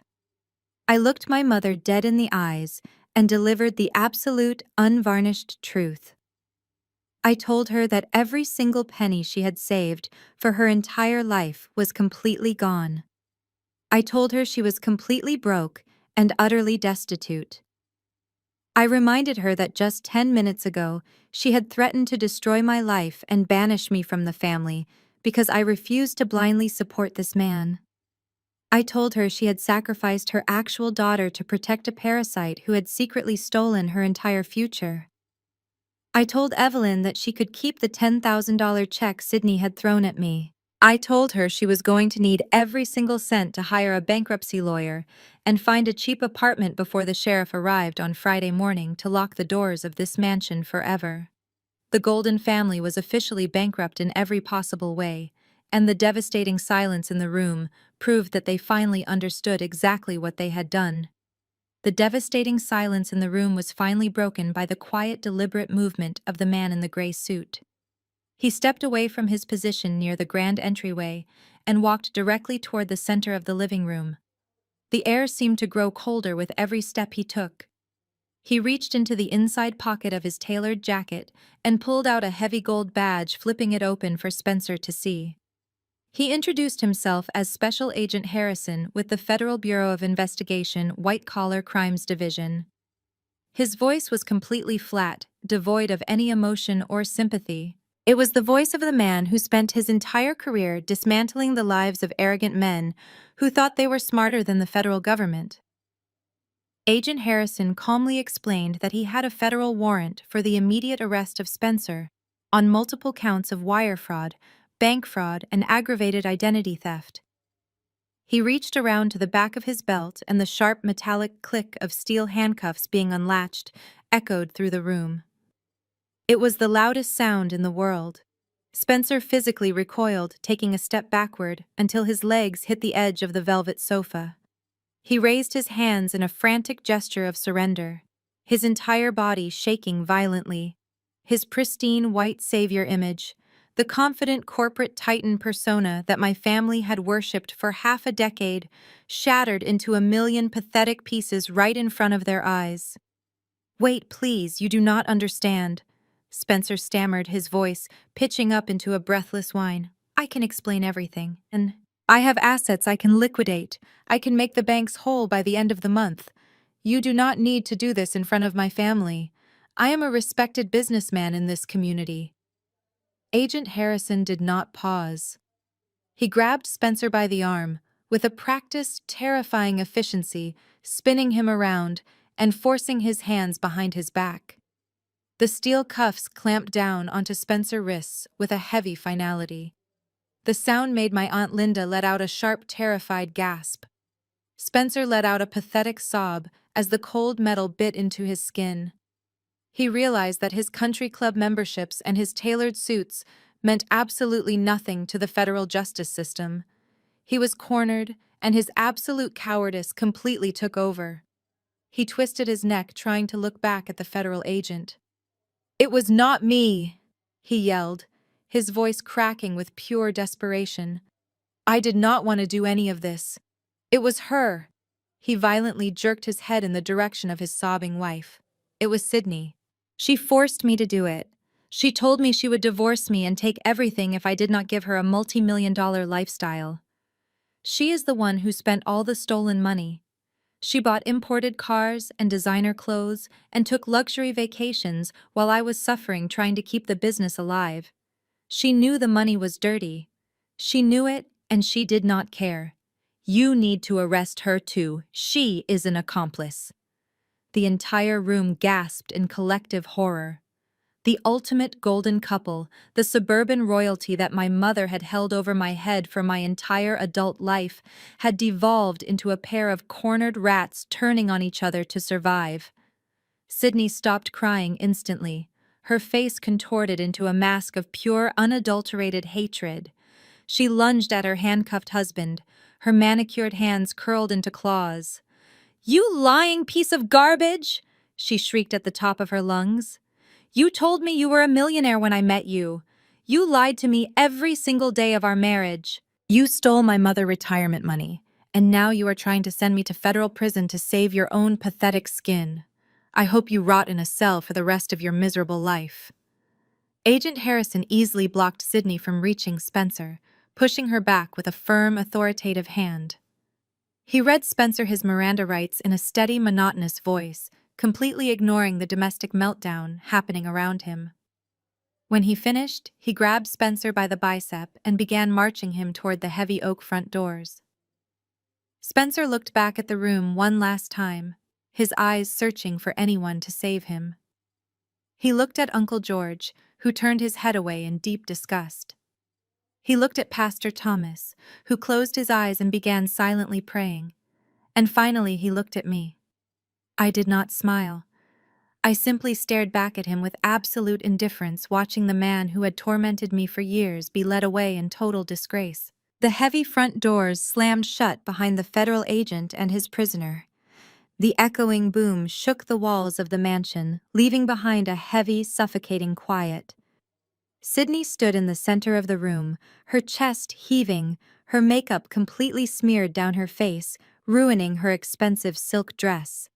She looked around the luxurious living room, suddenly realizing that nothing she saw belonged to her. The chandeliers, the furniture, the marble floors. It was all the property of the sister she had treated like dirt. She let out a hollow, broken sound and ran out of the room, fleeing up the grand staircase to hide in a bedroom she would legally have to vacate in less than 48 hours. With Spencer gone and Sydney retreating, the brutal reality of the situation finally landed squarely on the shoulders of the woman who had orchestrated this entire toxic family dynamic. Evelyn let out a low, agonizing moan that sounded like an animal caught in a trap. Her legs finally gave out completely. The proud matriarch of the church, the woman who had demanded respect and absolute obedience from everyone around her, collapsed off the velvet sofa and hit the floor. She crawled across the imported Italian marble, the same marble she had demanded I clean my birthday cake off of just 24 hours prior. She dragged herself toward me, her expensive emerald suit wrinkling against the hard stone. She reached out with trembling hands, wrapping her fingers around the hem of my perfectly tailored trousers. "Morgan," she wept, her voice entirely stripped of its former arrogance. "Morgan, my beautiful, brilliant daughter, please, please, you have to help me. You are the only one who can fix this. You are so smart and so powerful. You can buy back my retirement fund. You have millions of dollars. You can let me stay in this house. I am your mother, Morgan. I gave you life. You cannot let me live on the street. God would never forgive you for abandoning your own mother in her darkest hour." I looked down at the woman weeping at my feet. For 30 years I had craved her affection. I had twisted myself into knots trying to earn a single word of the praise she showered so freely on my sister and my brother-in-law. I had funded their lives, paid their debts, and swallowed their insults just to keep a seat at a table that was inherently designed to exclude me. But looking at her now begging for the wealth she had mocked me for supposedly not having, I felt absolutely nothing. The emotional chains she had wrapped around my throat since childhood simply snapped and dissolved into dust. I slowly reached down and firmly peeled her trembling fingers off my trousers. I stepped back, putting physical distance between myself and her toxic presence. I looked her directly in the eyes, ensuring she would remember every single word I was about to say for the rest of her bankrupt life. "Do not call me your daughter," I said, my voice echoing cold and clear in the massive room. "You made your choice, Evelyn. You chose the aesthetic of wealth over the reality of love.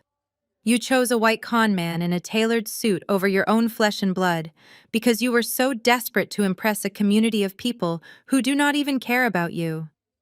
You fed me to the wolves every single day of my life to protect Sydney, and now the wolves have come to collect your entire future. Evelyn sobbed harder, pressing her forehead against the cold marble floor. But I am family, she wailed, hitting the stone with her fists. You cannot do this to family. I picked up my heavy black briefcase from the glass coffee table, securing the brass clasps with a sharp click. Mr. Sterling quietly closed his leather folder, standing respectfully by my side. I looked down at my mother one last time. I pulled out my phone and tapped the screen, opening the message thread from the night before. I read her own words back to her. "We are done. You are not part of this family," I recited, perfectly matching the cruel tone she had used for decades. "I simply took your advice, Mother. I removed my name from everything. You wanted to banish the dark cloud from your perfect life. Well, the cloud is officially gone, and now you get to burn in the sun you created. Good luck finding an apartment on your church salary. You have 48 hours to get off my property." I turned my back on the woman who gave birth to me and walked steadily toward the grand entryway. Uncle George, Aunt Linda, and Pastor Thomas watched me leave completely silent, too terrified by my absolute ruthlessness to say a single word. I pushed open the heavy oak doors and stepped out into the crisp evening air. My black town car was waiting patiently at the curb, the engine purring softly. My driver opened the door for me, and I slid into the luxurious leather-back seat. As the car pulled away from the sprawling estate, I did not look back at the mansion. I did not look back at the wreckage of the family that had tried to destroy me. I simply looked forward to a future that was entirely my own, built on a foundation of absolute truth and undeniable power. 2 months have passed since that crisp evening when I walked out of my own mansion and left my family to face the devastating consequences of their own actions. The federal justice system moves with a terrifying speed when there is a mountain of undeniable financial evidence handed to them on a silver platter. Spencer was denied bail at his initial hearing. The judge deemed him an extreme flight risk after federal prosecutors revealed that he had been secretly attempting to wire whatever remaining stolen funds he had into offshore accounts just days before his arrest. He has been sitting in a sterile concrete cell ever since trading his custom-tailored Italian suits for a standard-issue orange jumpsuit. His expensive corporate legal team dropped him the moment they realized his accounts were permanently frozen and he could not pay their exorbitant retainer fees. He is currently represented by an overworked public defender who has already advised him to take a plea deal. He is facing 15 years in federal prison for wire fraud, bank fraud, and money laundering, and the prosecutors are not showing him a single ounce of mercy. The logistics company he claimed to be the CEO of was completely dissolved by the state. My private equity firm swept in and legally purchased the few legitimate logistical assets he possessed for pennies on the dollar, completely wiping his name from the corporate map forever. The empire he thought he built was nothing more than a mirage, and now he has decades behind bars to think about how he treated the people who secretly funded his luxurious life. Sydney life unraveled even faster than her husband's criminal enterprise. Exactly 48 hours after our family meeting, Mr. Sterling made good on his promise. Sydney refused to leave the mansion, believing right up until the very last second that she could manipulate her way out of the eviction. She thought her tears would somehow stop a legal mandate, just like they always stopped our mother from holding her accountable. On Friday morning, the county sheriff arrived with a professional moving crew. They physically escorted Sydney off the property while the crew packed up her designer clothes and her expensive furniture, dumping it all directly onto the manicured front lawn, just as the wealthy neighbors were leaving for their morning golf games. She suffered the ultimate public humiliation, standing on the sidewalk weeping as the people she had spent years trying to impress drove by and stared at her in absolute pity and disgust. With all of her credit cards permanently deactivated and her husband locked in a federal holding facility, Sydney had absolutely nowhere to go. She had to pawn her diamond wedding ring just to afford the security deposit on a terrible apartment. She is currently living in a rundown one-bedroom unit in a heavily industrialized part of the city. The walls are thin, the plumbing constantly leaks, and the imported marble floors she loved so much have been replaced by peeling linoleum. To pay her rent and her mounting legal fees for her messy divorce, she was forced to take a minimum wage job working the cash register at a discount department store. The absolute irony of her having to fold cheap clothes for irritable customers after she spent years mocking my career is a form of poetic justice that I could have never scripted better myself. She spends her days getting yelled at by strangers for expired coupons. She tried to keep up appearances on social media for a while, but everyone in our hometown already knew the truth. The comments on her photos were filled with people asking about the foreclosure and her husband's criminal trial, so she had to delete all her accounts entirely, hiding from the world she used to rule. She tries to call me sometimes, leaving desperate voicemails, begging for a second chance, crying about how hard her life has become. But my phone automatically routes her number straight to the trash folder where she belongs. And then there is Evelyn, the mighty matriarch who built her entire existence on religious superiority and toxic control. Her downfall was perhaps the most spectacular of them all because it attacked the one thing she valued above all else, which was her public image. The news of Spencer's federal indictment and the massive fraud he committed spread through her precious church community like a wildfire. Pastor Thomas, the man who sat in the living room and watched my mother sacrifice me to save a criminal, did exactly what cowards always do when their public reputation is threatened. He completely distanced himself and the church from Evelyn. He stood at the pulpit on a Sunday morning and delivered a passionate sermon about the evils of greed and the dangers of false idols, heavily implying that Evelyn was spiritually corrupt for allowing such massive financial sins to occur under her own roof. The congregation that she had spent decades trying to impress instantly turned their backs on her. The ladies who used to invite her to elite prayer luncheons suddenly stopped answering her phone calls. She was completely shunned by the only community she had ever valued. Because Spencer had stolen and liquidated her entire retirement fund, Evelyn was forced to declare total bankruptcy. The bank repossessed her modest car, and she had to move into a tiny subsidized housing unit for low-income seniors on the outskirts of the city. She tried to reach out to Uncle George and Aunt Linda for financial support, but they quickly blocked her number, not wanting to be dragged into a federal investigation or a messy bankruptcy proceeding. The family loyalty she preached about her entire life turned out to be completely conditional, based on how much money she could throw around.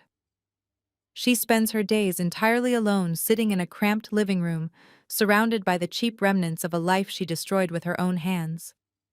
She has no money, no church community, no golden son-in-law, and no daughters who will speak to her. She built a fortress of lies and manipulation, and now she is the only prisoner left inside of it. As for me, I am sitting in my penthouse office looking out over the magnificent skyline of Chicago. My private equity firm just closed its most profitable quarter in the history of the company. We are expanding our operations internationally, and my net worth continues to climb in complete silence. But the money is not the most valuable thing I gained from this entire ordeal. The true wealth I possess now is the absolute, untouchable peace that fills my life every single day. I wake up in the morning and I do not feel the heavy, suffocating weight of my mother expectations. I do not brace myself for the cruel, condescending remarks of a jealous sister. I do not have to shrink myself, dim my own light, or pretend to be small just to make toxic, insecure people feel comfortable in my presence. I am completely free from the emotional prison they kept me in for 30 years. For years, I believed the lie that blood dictates loyalty. I believed that because we shared the same last name, I owed them my resources, my sanity, and my endless forgiveness.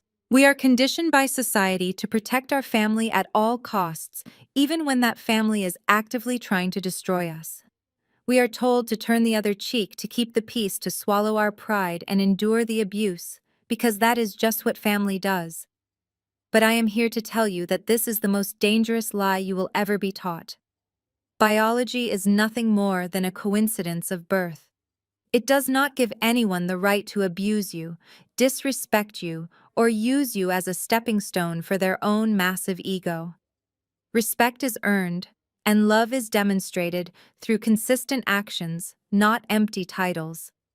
If a stranger treated you the way your toxic family members do, you would call the police and never speak to them again. You should not lower your standards just because someone shares your DNA.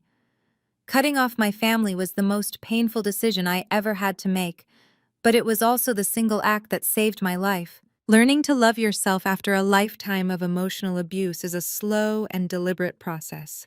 You have to unlearn every single insult they ever threw at you.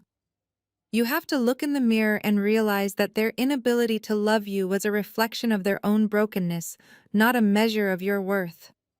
When you finally remove the toxic weeds from your garden, you will be absolutely amazed at how quickly you begin to bloom. I have spent the last 2 months cultivating a chosen family, a circle of brilliant, supportive, and genuinely kind friends and colleagues who celebrate my victories instead of plotting my downfall. They do not ask me for money, they do not try to publicly humiliate me, and they do not view my success as a threat to their own existence. They love me for exactly who I am, and for the first time in my life, I feel completely seen and entirely safe. We spend holidays together laughing and creating memories that are not tainted by passive-aggressive comments or hidden agendas. You are not required to set yourself on fire just to keep toxic people warm. You are not obligated to sit at a table where you are the main course. If someone consistently treats you like you are completely worthless, no matter how much you try to prove your value, it is time to stop trying to convince them. It is time to pack up your worth and walk out the door. The moment you stop seeking validation from people who are deeply committed to misunderstanding you is the moment you reclaim your absolute power. Sometimes the universe forces you into a corner so you can finally realize that you had the strength to break the walls down all along. My family thought they were banishing a weak, pathetic accountant to the shadows. They did not realize they were simply clearing the stage for the CEO to finally take her rightful place. I want to thank you for listening to my story today. It is not easy to share these dark chapters of our lives, but there is a profound healing in bringing the truth out into the light. If you are currently sitting in a room feeling small, unloved, and unappreciated by the people who are supposed to protect you, I need you to know that your current situation is not your final destination. You have the power to rewrite the script of your life at any given moment. You have the power to walk away from the table. I would love to hear your own stories of resilience and courage. Have you ever had to cut ties with toxic family members to save yourself? How did you find the strength to set those boundaries and walk away? Please share your experiences in the comments below, because your story might be exactly what someone else needs to hear today to finally break their own chains. If this story resonated with you, please hit the like button and subscribe to the channel so we can continue to build a community of strong, independent people who refuse to be victims. Remember to always know your worth, demand respect, and never apologize for protecting your peace. I will see you in the next video.